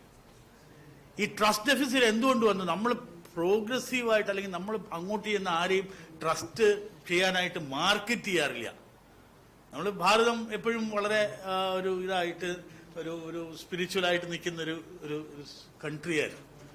അതേസമയം ചൈന അങ്ങനെയല്ല. ചൈന മാർക്കറ്റ് ചെയ്യും, അവർ ചെന്നിട്ട് ഓരോ കാര്യങ്ങളും ചെയ്യും. അപ്പോൾ നമ്മൾ ഡെഫിനറ്റായിട്ട് ഇതൊരു ഓപ്പർച്യൂണിറ്റി ആയിട്ട് എടുത്ത് ഡെഫിനറ്റ്ലി ഈ ആഫ്രിക്കയിൽ നമ്മളൊരു ഇത് ചെയ്തിട്ടുണ്ട്. അതായത് ഈ അവരെ G20 ആഫ്രിക്കൻ യൂണിയനെ തന്നെ ഇങ്ങോട്ട് കൊണ്ടുവരാൻ വളരെ ബ്രില്യൻ്റ് ആയിട്ടുള്ളൊരു ഇതാണ്. ഇതൊക്കെ തന്നെയാണ് നേരത്തെ പറഞ്ഞ പോലെ ബൈഡന്റെ ഒരു സ്റ്റേറ്റ്മെന്റ് എന്ന് പറയുന്നത് വെറുതെ പറഞ്ഞൊരു സ്റ്റേറ്റ്മെന്റ് അല്ല. ഗ്രോയിങ് പവർ, ഇൻഫ്ലുവൻസ്, നമ്മുടെ ഒരു ഇൻഫ്ലുവൻസും പവറും പലരെയും അസ്വസ്ഥമാക്കുന്നു എന്നുള്ളത് തന്നെയാണ്. അത് നമ്മൾ വളരെ ശക്തമായിട്ട് അതൊരു ഓപ്പർച്യൂണിറ്റി ആയിട്ട് നമുക്ക് ഒരു സുസ്ഥിരമായ ഒരു കാഴ്ചപ്പാട്, ഒരു സസ്റ്റൈനബിൾ ആയിട്ട് നമുക്ക് ഈ പൊളിറ്റിക്കൽ ഒരു ലീഡർഷിപ്പും, ഈ political leadership can only give you A direction. Actual action എന്ന് പറയുന്നത് അതിന്റെ സിറ്റിസൻസ് തന്നെയാണ്. അപ്പൊ അതിന് ഈ പറയുന്ന എല്ലാ കുത്തകകളും മുതൽ അദാനീസ് മുതൽ അംബാനീസ് മുതൽ നിങ്ങൾ ഞാനും ഉൾപ്പെടുന്ന ചെറിയ ആളുകൾ വരെ ഇതിന് കോൺട്രിബ്യൂട്ട് ചെയ്താൽ മാത്രമേ ആസ് എ നേഷൻ നമ്മൾ മുന്നോട്ട് പോകും. അപ്പം 100% V definitely stand the cusp of the development. ആ ഒരു എന്താ പറയുന്നത്, കയ്യാലപ്പുറത്ത് തേങ്ങ എന്നൊക്കെ പറയുന്ന പോലെ നമുക്ക് വാസ്തവം പറഞ്ഞാൽ വളരെ ശക്തമായ രീതിയിൽ ഗ്രോ ചെയ്യാനുള്ള ഒരു ഓപ്പർച്യൂണിറ്റിയും കൂടെ തന്നെയാണ് ഈ വാറെന്ന് ഞാൻ വിശ്വസിക്കുന്നു. Thank you.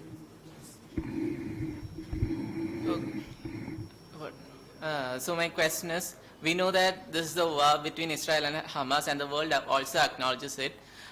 So then my question is, like, without any support, Hamas can't win this war anyway. So after the end of the war, will the innocent Palestinians, will they get back the land that's going to be captured by the Israel at the end of this war? I think it's not that easy to answer to that question at this point of time, because we are not very clear about the course of the war right now. Biden can say so. Two things which I think fairly we can be sure of is that Israel will not allow Hamas to rule Gaza anymore. That is one thing which is very sure. And second thing which is also sure is that Israel is not going to rule or administer Gaza again. The reason is they will buy even bigger casualties. Like in 2005, one of the reasons why they went away from Gaza was because they're being targeted there. So I don't see Israel, because I think that's what the sir was mentioning, the gentleman there, that even US has said that do not go and occupy Gaza. That will be a foolish thing. You see what happened in Afghanistan. The US, the mighty US, left their tanks and, not tanks, actually the weapons and everything, and then they went from Afghanistan overnight. So it is not possible to occupy a land forever. In Vietnam it has happened. So sane mind, like Dr. Fakhruddin mentioned, sane and insane, sane mind at least now says that Israel will not occupy Gaza, because that is not in their interest, that is not in Palestinian interest, it's not in anybody's interest. But one thing is sure, that they will not allow Hamas to remain there again. That is very sure. That is not remain in the sense they will not allow them to come back to government. Hamas in different forms will be there, because Hamas cannot be destroyed. That is what because they're changing one cloth into the other. So they'll now have new name, some other name will come up. But they will not rule Gaza again. Sir, എൻ്റെ question എന്ന് പറയുന്നത്, മുമ്പ് നമ്മുടെ ഡിന്നി sir ഇന്ത്യയുടെ സെക്യൂരിറ്റിനെ കുറിച്ച് പറഞ്ഞിട്ടുണ്ടായിരുന്നു. അപ്പൊ അതില് ഇന്ത്യയിലെ മുമ്പ് നടന്ന അറ്റാക്കുകളിൽ, ഇപ്പൊ മുംബൈ ടെറർ അറ്റാക്ക് ആയിട്ടും ദാവൂദ് ഇബ്രാഹിമിനെ പോലെയുള്ള അണ്ടർവേൾഡ് ഡോൺസിന് പങ്കുണ്ട് എന്നുള്ള ഒരു അലിഗേഷൻ അല്ലാതെ എവിഡൻസ് ആയിട്ട് തന്നെ വന്നിട്ടുണ്ടായിരുന്നു. പക്ഷെ ഇപ്പോഴും പല പ്രൊഡ്യൂസേഴ്സും അടക്കമുള്ള ആളുകൾ, അതേപോലെ ഇന്ത്യൻ എക്കണോമിയുടെ ഒരു ഭാഗം തന്നെ ഇപ്പോഴും ഇത്തരത്തിലുള്ള ഡോൺസിന്റെ കയ്യിലാണ്, ദാവൂദ് ഇബ്രാഹിമിന്റെ തന്നെ കയ്യിലാണെന്ന് ഇപ്പോഴും പല അലിഗേഷൻസും വരുന്നുണ്ട്. എന്തുകൊണ്ടാണ് ഇത്തരത്തിലുള്ള ക്രിമിനൽസിനെ ഇന്ത്യക്ക് ഇപ്പോഴും തടയാനാകാതെ, അല്ലെങ്കിൽ എന്തുകൊണ്ട് ഇത്തരത്തിലുള്ള ക്രിമിനൽസിന്റെ വളർച്ച ഇപ്പോഴും ഇന്ത്യയിൽ സംഭവിക്കുന്നു? പിന്നെ വേറൊരു ചോദ്യം, ഒരു കോൺഫ്ലിക്റ്റ് ഉണ്ടാകുന്ന സമയത്ത് മീഡിയ, ഇന്ത്യൻ മീഡിയ ആയാലും ഇന്റർനാഷണൽ മീഡിയ ആയാലും അവരുടെ ഒരു പ്രത്യേക പ്രൊപ്പഗാൻഡയ്ക്ക് അനുസരിച്ച് പ്രവർത്തിക്കുന്നതായിട്ട് പലപ്പോഴും തോന്നാറുണ്ട്. അപ്പോ അത് ഈ കോൺഫ്ലിക്റ്റിന്റെ സത്യാവസ്ഥയെ പുറം ലോകത്ത് എത്തിക്കുന്നതിനെ ബാധിക്കുന്നില്ലേ? പിന്നെ ഫക്രുദ്ദീൻ സർ നമ്മുടെ ഇസ്ലാമിക് രാജ്യങ്ങൾ ഇതിനെ സപ്പോർട്ട് ചെയ്യുന്നതിനെ കുറിച്ച് പറയുന്നുണ്ടായിരുന്നു. അപ്പോ അത് മാറ്റി നിർത്തിയിട്ട് ഈ ISIS അതുപോലെ താലിബാൻ പോലെയുള്ള ഓർഗനൈസേഷൻസ് ഹമാസിനെ പിന്തുണയ്ക്കാനുള്ള സാധ്യതയില്ലേ? പിന്നെ ഈ സൗദി അറേബ്യയുടെ കാര്യം പറഞ്ഞപ്പോ 2014 ആ സമയത്തെല്ലാം ഈ ISIL-നെ, അതായത് ഇസ്ലാമിക് സ്റ്റേറ്റ് ഇറാഖിൽ ഉള്ള ആ ഇസ്ലാമിക് സ്റ്റേറ്റിനെ പിന്തുണയ്ക്കുന്നതായിട്ട് അലിഗേഷൻ വന്നിട്ടുണ്ടായിരുന്നു. അപ്പൊ അതുപോലെയുള്ള ഒരു വിദൂര സാധ്യതയെങ്കിലും ഇവിടെയും സംഭവിക്കാനുള്ള സാധ്യതയില്ലേ? Thank you. What's your name, Mona? Atsal. Atsal. Good. Fantastic questions. From Kerala. Okay. Good. Very good questions.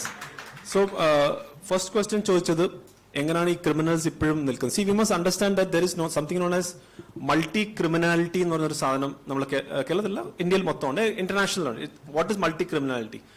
Multi criminality means they involve terrorism, they involve smuggling, they involve drugs.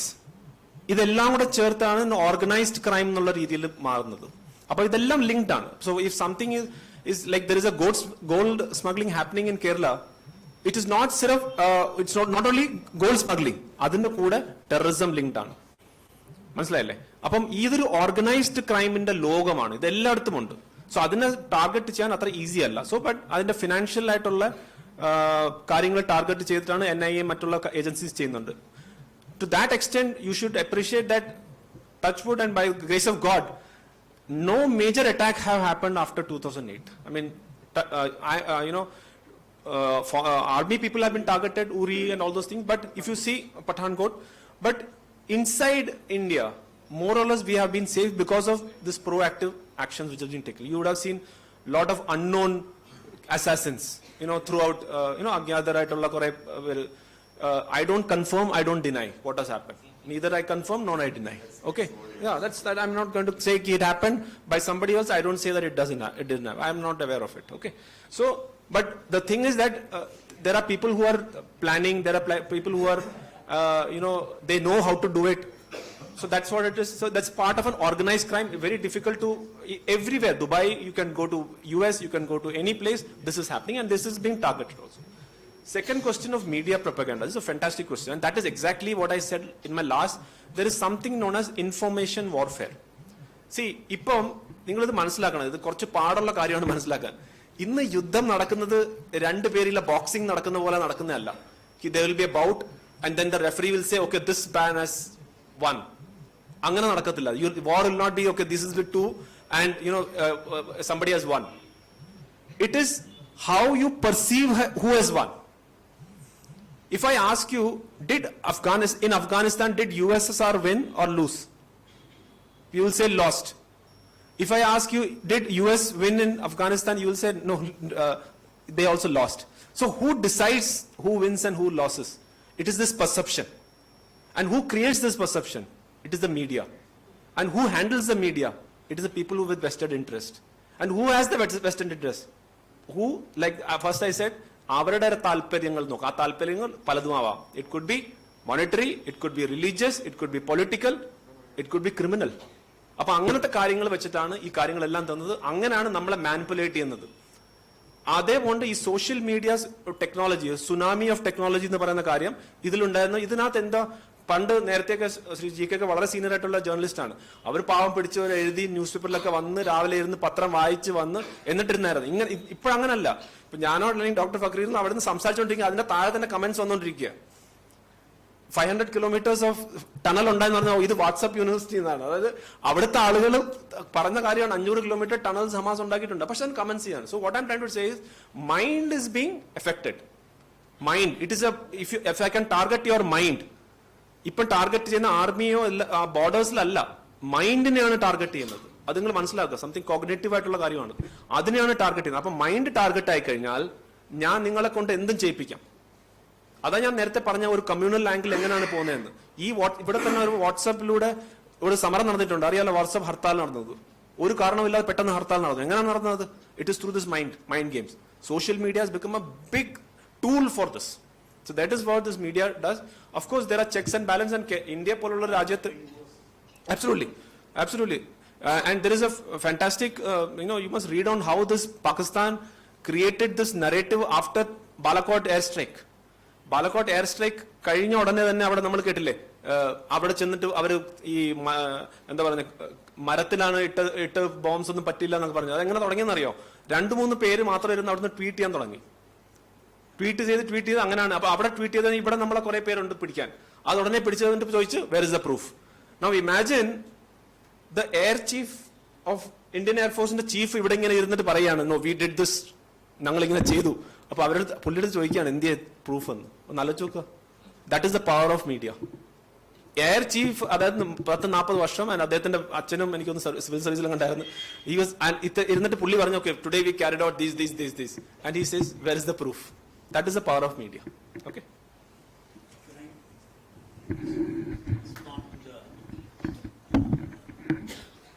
നേരത്തെ mention about Dawood Ibrahim and the funding that happens.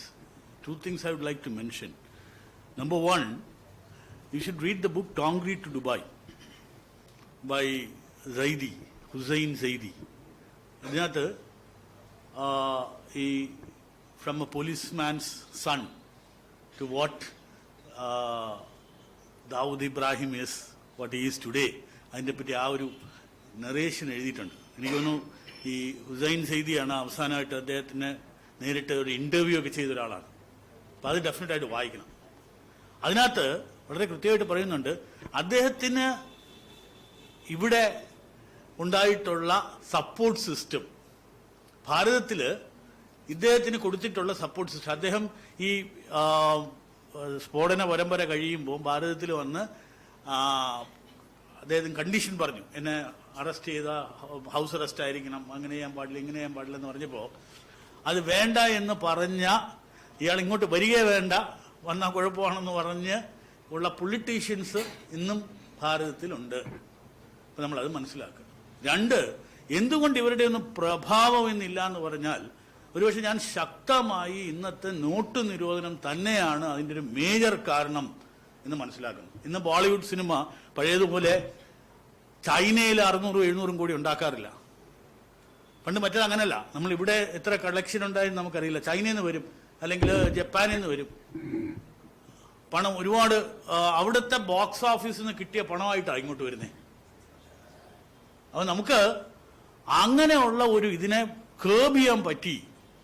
ആ curb ചെയ്തത് കാരണം ഈ പറയുന്ന പോലെ underworld ആക്ടിവിറ്റീസിനോ അല്ലെങ്കിൽ ഇവരുടെ പ്രഭാവം ഇന്ന് എക്കണോമിക്കലി നടക്കുന്നതിൽ ഒരുപാട് കുറവ്. I am not saying it is not there at all, പക്ഷേ it has come down in a very big വേ.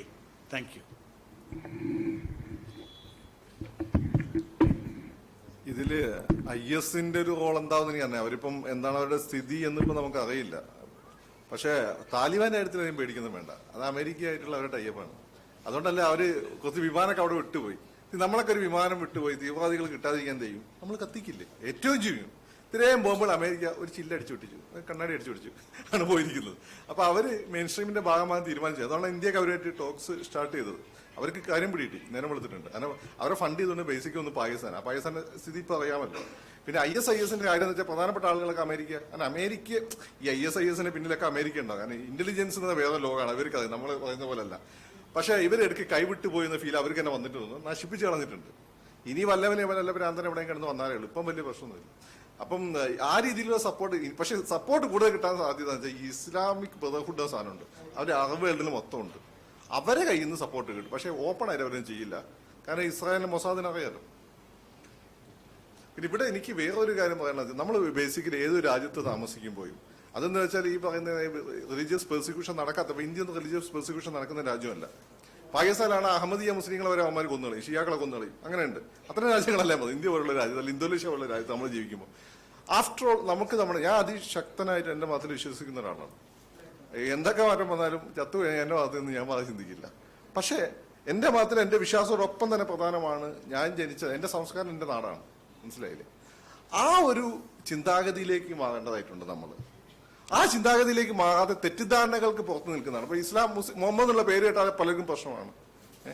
അതുപോലെ തന്നെ ഈ ശിവൻ എന്നുള്ള പേര് കേട്ടാൽ പ്രശ്നമാണ്. തോമസ് എന്നുള്ള പേര്, നമ്മൾ പേരിന്റെ പിന്നാലെ ആ വ്യക്തിയിലേക്ക് വേണം നോക്കാൻ. അങ്ങനെ നോക്കിക്കഴിഞ്ഞാൽ നമ്മൾ ഇടപെടുമ്പോൾ സമൂഹത്തിൽ മാറ്റം വരും. ഇപ്പം ഞാൻ പറഞ്ഞത്, എനിക്ക് ഈ എന്റെ കമ്മ്യൂണിറ്റിപ്പെട്ട ആളുകൾ പലരും വെറുക്കുന്ന ചില സംഘടനകളുമായിട്ട് എനിക്ക് നല്ല ബന്ധമാണ്. എന്തുകൊണ്ടാണ്? എന്റെ കുട്ടിക്കാലം തൊട്ടേ എനിക്ക് അവരറിയാം. അപ്പം ഈ പറഞ്ഞു കേട്ട അറിവിനേക്കാൾ കൂടുതലായിട്ട് എന്റെ അനുഭവങ്ങളാണ് എന്റെ കാഴ്ചപ്പാട് തീരുമാനിക്കുന്നത്. ഞാൻ പറയുന്നത് നമ്മളെല്ലാം തന്നെ നമ്മളെ പ്യൂപ്പയുടെ ഉള്ളിൽ നിന്ന് പുറത്തു വന്ന ആ രീതിയിൽ ഫസ്റ്റ് ഹാൻഡ് എക്സ്പീരിയൻസ് ഉണ്ടാവണം. എങ്കിൽ മാത്രമേ നമുക്ക് നല്ല മനുഷ്യന്മാരും നല്ല മതവിശ്വാസികളും നല്ല പൗരന്മാരും ആകാൻ പറ്റുള്ളൂ.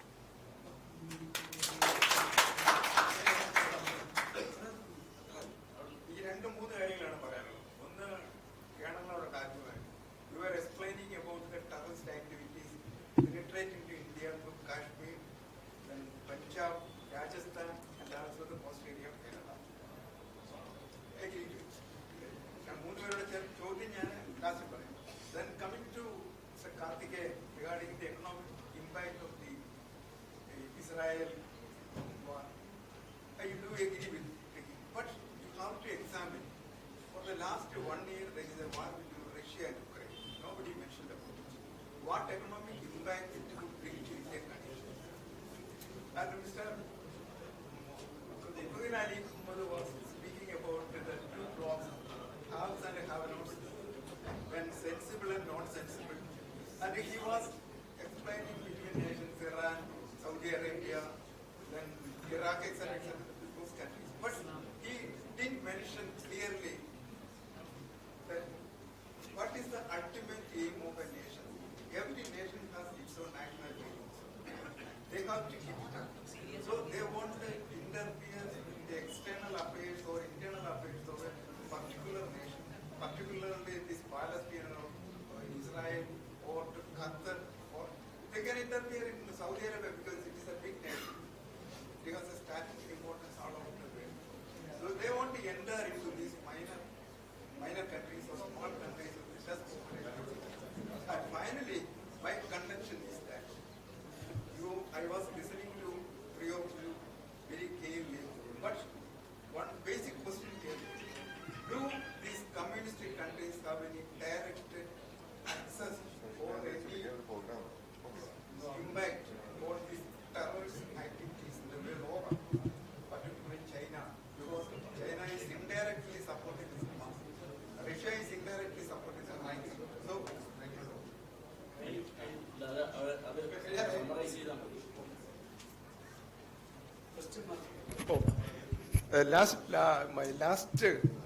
in conclusion, I would say, this Russia is supporting Hamas, China is supporting Hamas, but they are not supporting this Israel.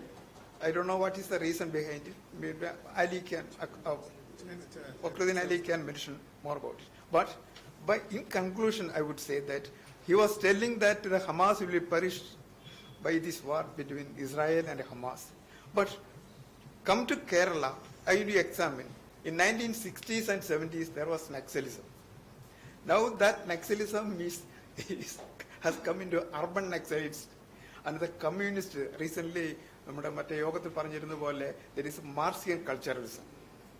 That's a Naxalism. That's every spread terrorist activities. The conclusion is Hamasigalum, ISA-karum, Taliban, Logathanda Palapang spread our Chiri Amshangal Rajangalake, you penetrate Chedu one day, you put a law and order person and Sristiki Anandangile. How is it possible to create a Vasudev Graham?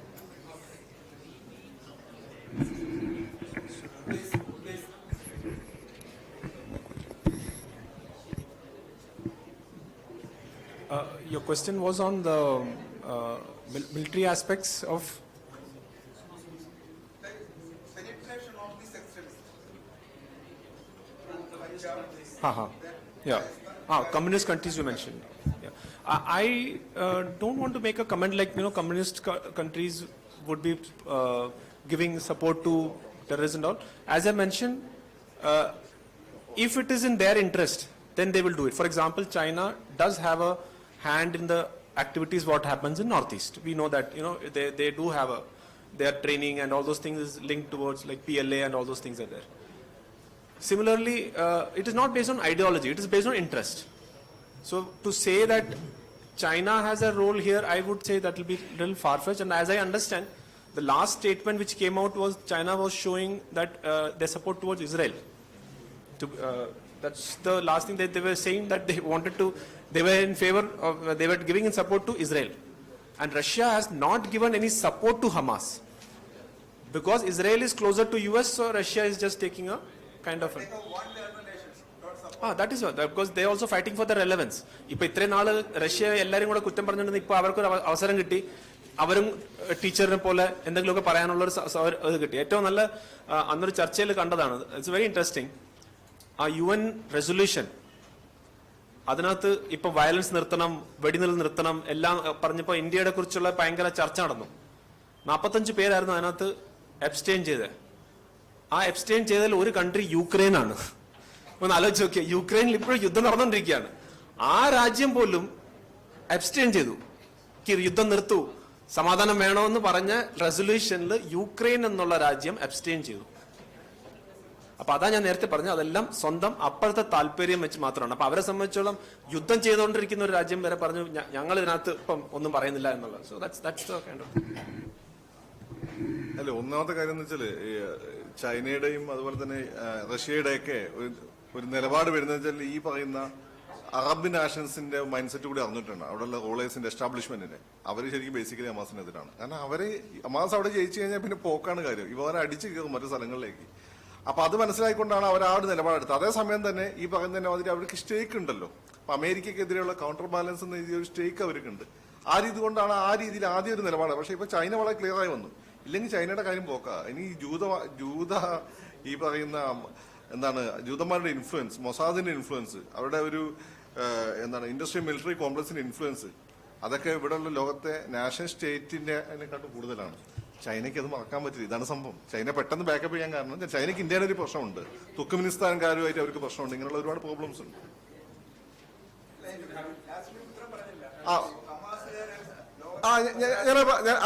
അത് ഇവിടെ CPM-ലെ VS പക്ഷക്കാരെ പോലെ ആകും. ഇപ്പൊ VS പക്ഷക്കാർ ഇപ്പോഴും CPM-ലുണ്ട്, വല്ല കാര്യമുണ്ടോ? അതുപോലെ. Good evening. My question is that global, whether it is a reality that global Islamization is there, because once Musharraf himself revealed that India will become a Muslim country by population explosion like that. Whether this is a larger conspiracy there across the world, and whether it is reflected in the war, because suddenly in Arab world some problem is started, and there is exodus of refugees, and most of them are going to Europe, and most of the European countries are dominated by gradually they are getting a foothold of their views and all, and in political positions everywhere. So there is a larger conspiracy on that, and whether it is reflected in this conflict also. That is what I am asking.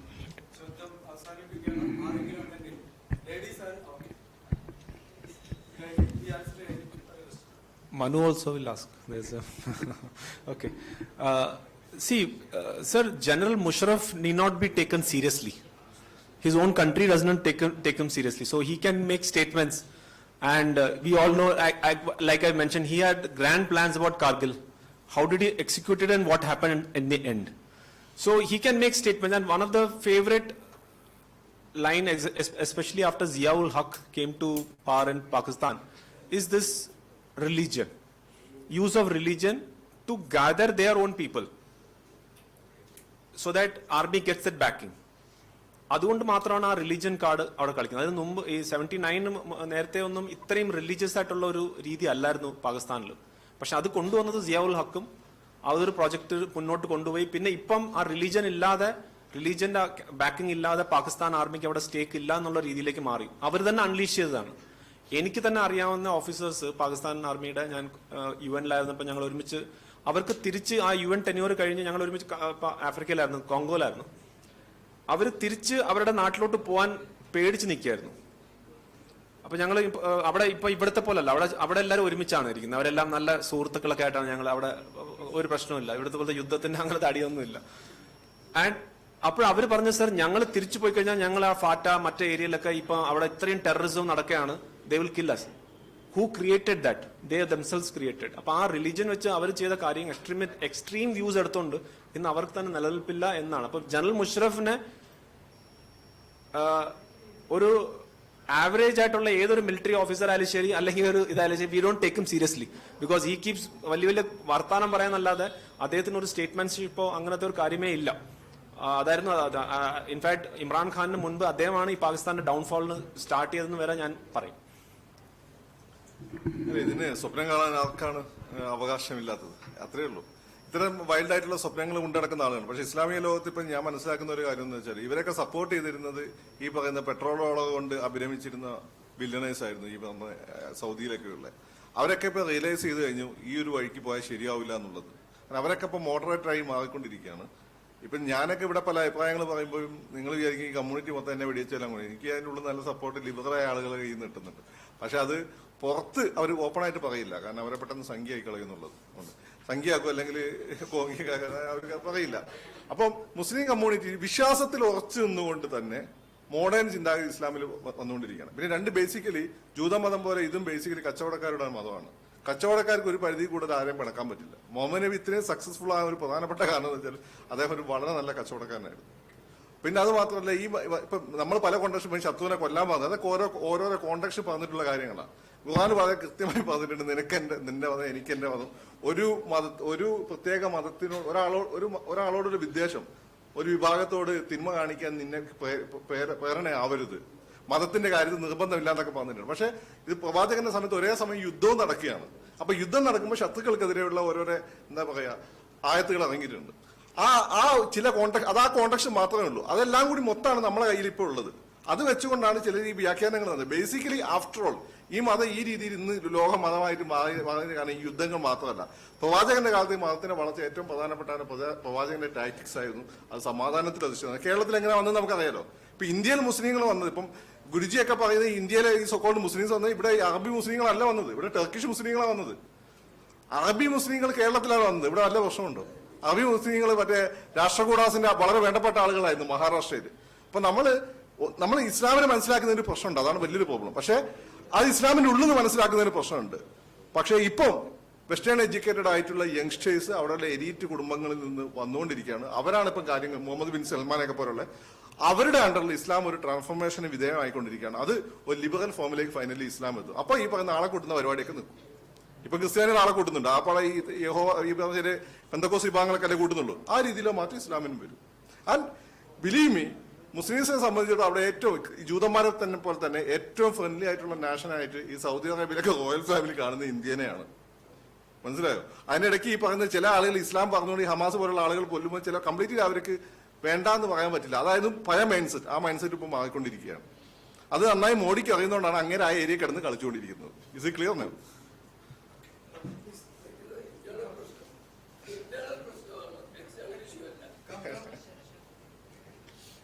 Both.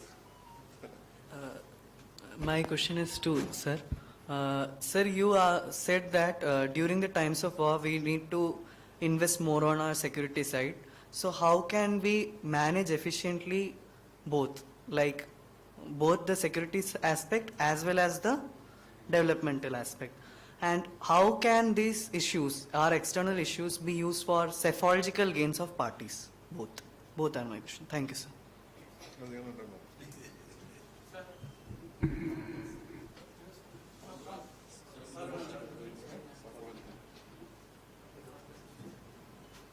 Sir, like, is the US trying to stimulate the war even more than it should be? Like, because I feel like the US is facing serious economic challenges from China, and also they are losing their importance in the world. So, a problem in the Middle East means a problem to the world economy, as you mentioned. So, the US can maintain the unipolar world. And also, like, ഇപ്പോൾ ഹമാസിലുള്ള working members എന്ന് പറയുമ്പോൾ അത് already അവർക്ക് like പാരൻസോ അല്ലെങ്കിൽ റിലേറ്റീവ്സോ lost ആയിട്ടുള്ള ആൾക്കാരായിരിക്കാം. So ഇനിയൊരു Hamas 2.0 ഉണ്ടായിക്കൂടാന്നുണ്ടോ?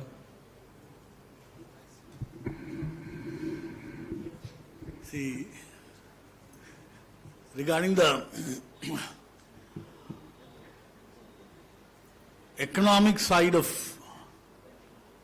the war, when we said that, you asked a question whether when we invest more on defense, and I gave you an example. ഇവിടെ നമുക്ക് നേവി വികസിപ്പിക്കാനായിട്ട് കൂടുതൽ കപ്പൽ വേണം എന്നൊക്കെ പറഞ്ഞ് നമ്മൾ ഇരിക്കുന്ന സമയത്താണ് ഗൽവാൻ വാർ വരുന്നതും അല്ലെങ്കിൽ ഡോക്ലാം വരുന്നതും. അപ്പോൾ ഇത് റീഎൻഫോഴ്സ് ചെയ്യാനായിട്ട് അവിടെ നിന്ന് ചെയ്യേണ്ട കാര്യങ്ങൾ. അപ്പോൾ ഒരു വാർഷിപ്പ് ഉണ്ടാകുമ്പോൾ ഒരുപാട് ബെനിഫിറ്റ് ഉണ്ടായിരുന്നതിന്, ഒരു കപ്പൽ നിർമ്മാണശാലയിൽ അതിൻ്റെ എംപ്ലോയ്മെന്റ്, അങ്ങനെയൊക്കെ ഒരുപാട് കാര്യങ്ങൾ, അതിൻ്റെ റിപ്പിൾ ഇഫക്റ്റ് ഒരുപാടാണ്.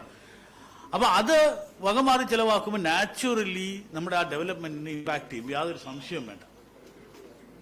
ഇപ്പോൾ പാകിസ്ഥാന്റെ ഒരു റീസൺ ഒരുപക്ഷെ ഇപ്പോൾ തന്നെ അവരുടെ അമിതമായ ആ ഡിഫൻസിലേക്കുള്ള ഇൻവെസ്റ്റ്മെന്റ്സ് വന്നപ്പോഴത്തേക്ക് ഡെവലപ്മെന്റിനെ കംപ്ലീറ്റ് ആയിട്ട് മറന്നു എന്നുള്ള ഒരു ആസ്പെക്ട് അതാണ്.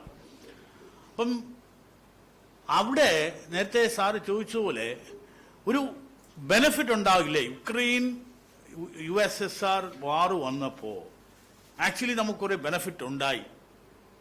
നമ്മൾ റഷ്യയിൽ നിന്ന് ഓയിൽ വാങ്ങിച്ചു തുടങ്ങി. നമ്മൾ ആരും ഒന്നും ചെയ്തില്ല. Nobody touched us. ഇപ്പോൾ പറയുന്നത് ലേറ്റസ്റ്റ് ആയിട്ട് പറയുന്നത് ഇതിന് മുകളിൽ വാങ്ങിക്കാൻ പാടില്ല എന്ന് പറയുമ്പോൾ നമ്മൾ ബില്ല് സ്പ്ലിറ്റ് ചെയ്ത് വാങ്ങിക്കുന്നു. $60 മുകളിൽ എണ്ണ വാങ്ങിക്കരുതെന്ന് പറയാൻ നമ്മൾ പറയും ഇൻഷുറൻസിന് ബില്ല് വേറെ, ട്രാൻസ്പോർട്ടേഷന് ബില്ല് വേറെ, എണ്ണയുടെ ബില്ല് വേറെ. അപ്പോൾ ഇങ്ങനെയുള്ള കാര്യങ്ങളുണ്ട്. അതുപോലെ തന്നെയാണ് ഡിഫൻസ് സെക്ടറിൽ നമ്മൾ ഇന്ന് മേക്ക് ഇൻ ഇന്ത്യ എന്നൊക്കെ പറയുന്ന ഒരുപാട് കാര്യങ്ങൾ ഇവിടെ നടക്കുന്നുണ്ട്.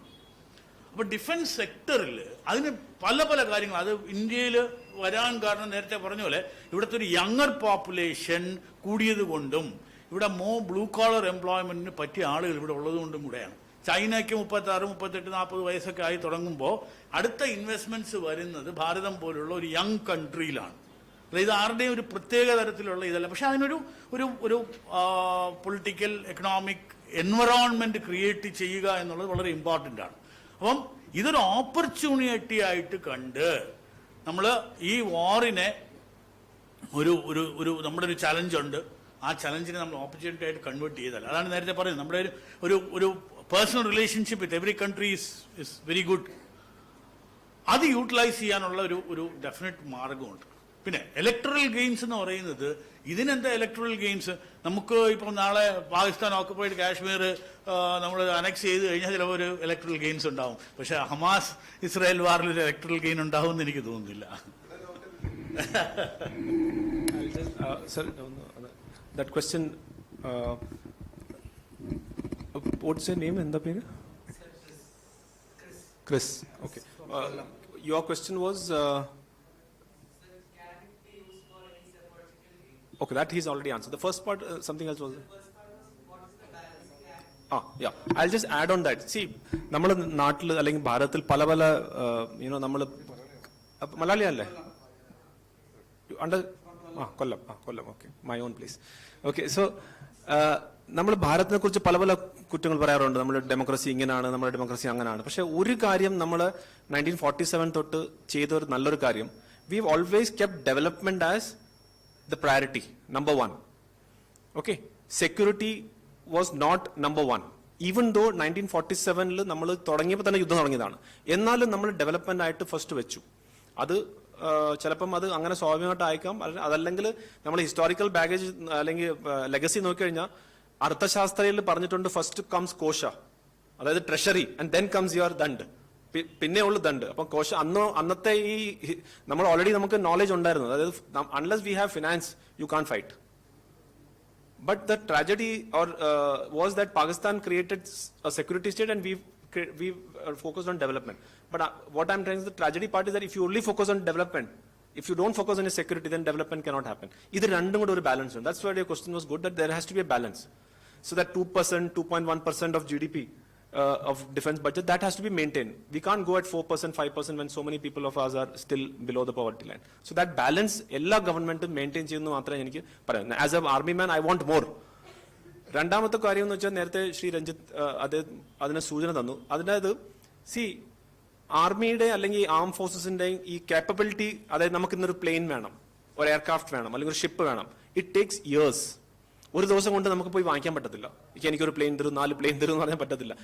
Prime minister Modi himself took that political decision, went to France, Rafale വിമാനം കൊണ്ടുവന്നിട്ട് തന്നെ എത്ര നാൾ കഴിഞ്ഞിട്ടാണ് 36 ഫ്ലൈറ്റ്സ് പ്ലെയിൻ വന്നത്, despite so much of turmoil. Nobody does that. That political risk to take that decision of 36. So much of corruption. Last elections, you know what happened. So it takes time. So to develop capability, you require time. Intention can change any time. മനസ്സിലായി? ഞാനിപ്പോൾ ഒരു ലീഡറായിട്ട് വന്നു, എന്റെ intention is total സ്ട്രൈക്കറോ എല്ലാം, പക്ഷെ എനിക്കിവിടെ അതിന്റെ capability വേണ്ടേ? നാളെ വേറൊരു ലീഡർ വന്ന് ഒരു കുഴപ്പമൊന്നുമില്ല, എല്ലാം സമാധാനമാക്കി വെക്കൂ എന്നുള്ളത്. അപ്പോൾ intention can change overnight, capability cannot. അതാണ് ഒന്ന്. ആൻഡ് യുവർ ക്വസ്റ്റ്യൻ എന്തായിരുന്നു, ദാറ്റ് US ഇൻട്രസ്റ്റിനെ കുറിച്ചല്ലേ? ഡെഫിനറ്റ്ലി ഞാൻ പറഞ്ഞില്ലേ. ബട്ട് ഐ തിങ്ക് എന്താ പേരെന്തോ, you always tell your name. Okay, you should be heard. Devanarayan. നിങ്ങളൊക്കെ യങ്സ്റ്റേഴ്സ് ആണ്, നിങ്ങളെ പേര് ആളുകൾ കേൾക്കണം കേട്ടോ. അപ്പോൾ ദേവനാരായൺ പറഞ്ഞ ചോദ്യം അതിനകത്ത് നല്ല ചോദ്യമാണ്. US ഇപ്പോഴത്തെ അവസ്ഥയിൽ എനിക്ക് തോന്നുന്നില്ല അവർ മിഡിൽ ഈസ്റ്റിനെ ആക്ടിവേറ്റ് ചെയ്യാൻ അവർ താല്പര്യമുണ്ടെന്ന്. കാരണം യുക്രൈനിൽ അവരുടെ കൈ ഒരുവിധം പൊള്ളിയിരിക്കുകയാണ് ഇപ്പം. ബിക്കോസ് യുക്രൈനെ പിടിച്ചു നിർത്തുന്ന US ആണ്. അപ്പോൾ ഉള്ളിൽ അവരുടെ ചോദ്യം വരുന്നു, ഇലക്ഷൻസ് വരാൻ പോയാണ്, നമ്മൾ എത്ര നാൾ ഈ യുക്രൈനെ ഇങ്ങനെ പിടിച്ചു നിർത്തണം, എത്ര ഫണ്ട് നമ്മൾ അവിടെ കൊടുക്കണം എന്നുള്ള രീതിയിലേക്ക് ജോ ബൈഡന്റെ അഗേൻസ്റ്റ് വലിയ രീതിയിലുള്ള ക്യാമ്പയിൻ നടക്കുന്നുണ്ട്. അപ്പോൾ അതുകൊണ്ട് ഇവിടെ ഒരെണ്ണം മനഃപൂർവ്വം ആക്ടിവേറ്റ് ചെയ്യുമെന്ന് എനിക്ക് തോന്നുന്നില്ല. അവിടെ തുടങ്ങിയ യുദ്ധം തുടങ്ങുന്നതിന്റെ കാരണം, അത് നീണ്ടുകൊണ്ടതിന്റെ കാരണത്തിനകത്ത് US ഡെഫറന്റ് ആയിട്ട് പങ്കുണ്ട്. അവർ വിചാരിച്ചിരുന്നെങ്കിൽ ചിലപ്പോൾ റഷ്യ യുക്രൈൻ വാർ നടക്കത്തില്ലായിരുന്നു. ഓൾ ദേ റിക്വയർ വാസ് ഒറ്റ സ്റ്റേറ്റ്മെന്റ്, നാറ്റോ കൺട്രീസ് ഇവിടെ എക്സ്പാൻഡ് ആവത്തില്ല എന്ന് പറഞ്ഞാൽ മാത്രം മതിയായിരുന്നു, അത് തീർന്നാണ്. യുക്രൈനെ എടുക്കത്തില്ല എന്ന് പറഞ്ഞിരുന്നെങ്കിൽ തീർന്നാണ്, പക്ഷെ അത് ചെയ്തില്ല. പിന്നെ തൈവാൻ ഇഷ്യൂ ഉണ്ട്. അപ്പൊ US പെട്ടെന്ന് കയറി 3-4 സ്ഥലത്തൊന്നും ഇത്രയും ഡിവൈഡ് ചെയ്തിട്ടുള്ള രീതിയിൽ ചെയ്യാൻ പറ്റത്തില്ല. അതുകൊണ്ട് എന്റെ ഒരു എന്ന് വെച്ചാൽ ഇപ്പം US താല്പര്യം അല്ല ഇസ്രായേൽ വാർ തുടങ്ങാൻ, ഓക്കെ, അല്ലെങ്കിൽ കണ്ടിന്യൂ ചെയ്യാൻ. അതിന്റെ ഒരു പ്രൂഫ് എന്ന് പറഞ്ഞാൽ എന്താണെന്നറിയോ, ആന്റണി ബ്ലിങ്കൻ ഒരു 2 ആഴ്ച മുമ്പേ ആന്റണി ബ്ലിങ്കൻ ഒരു സ്റ്റേറ്റ്മെന്റ് ചെയ്തു. അതായത് മറ്റ് ഫോറിൻ സെക്രട്ടറീസിന് പോലെ എന്റെ ടെന്യൂർ റിലേറ്റീവ്ലി ഈസി ആയിരുന്നു, വളരെ സമാധാനപരമായിട്ടുള്ള ഒരു ഏരിയ ആയിരുന്നു എന്ന് പറഞ്ഞ് കഴിഞ്ഞ 2-3 ആഴ്ച ആയപ്പോഴത്തേക്ക് അവിടെ വെടി. So I don't think they knew what was coming.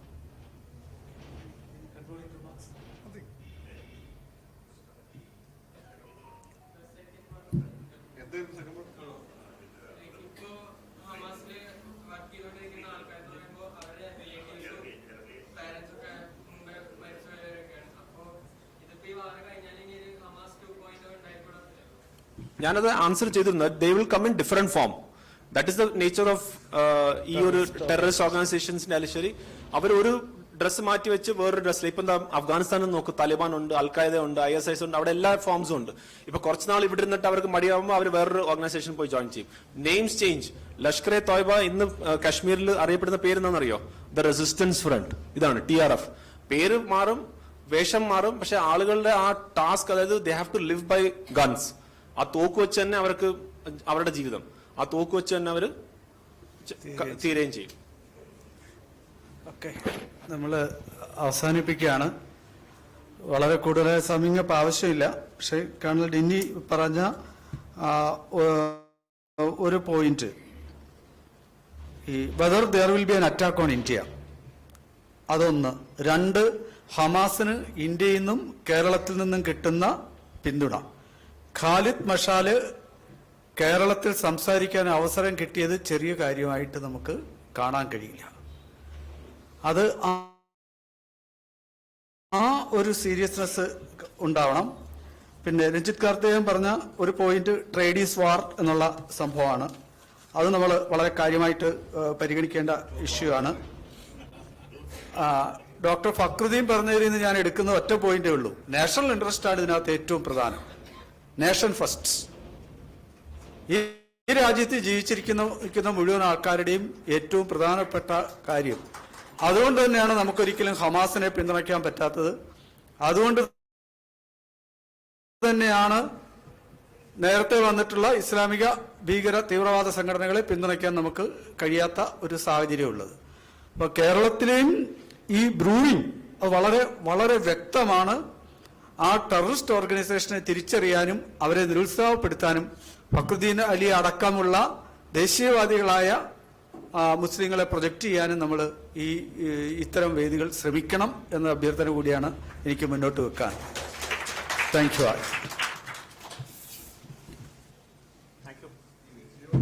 ഇനി അങ്ങോട്ട് നല്ല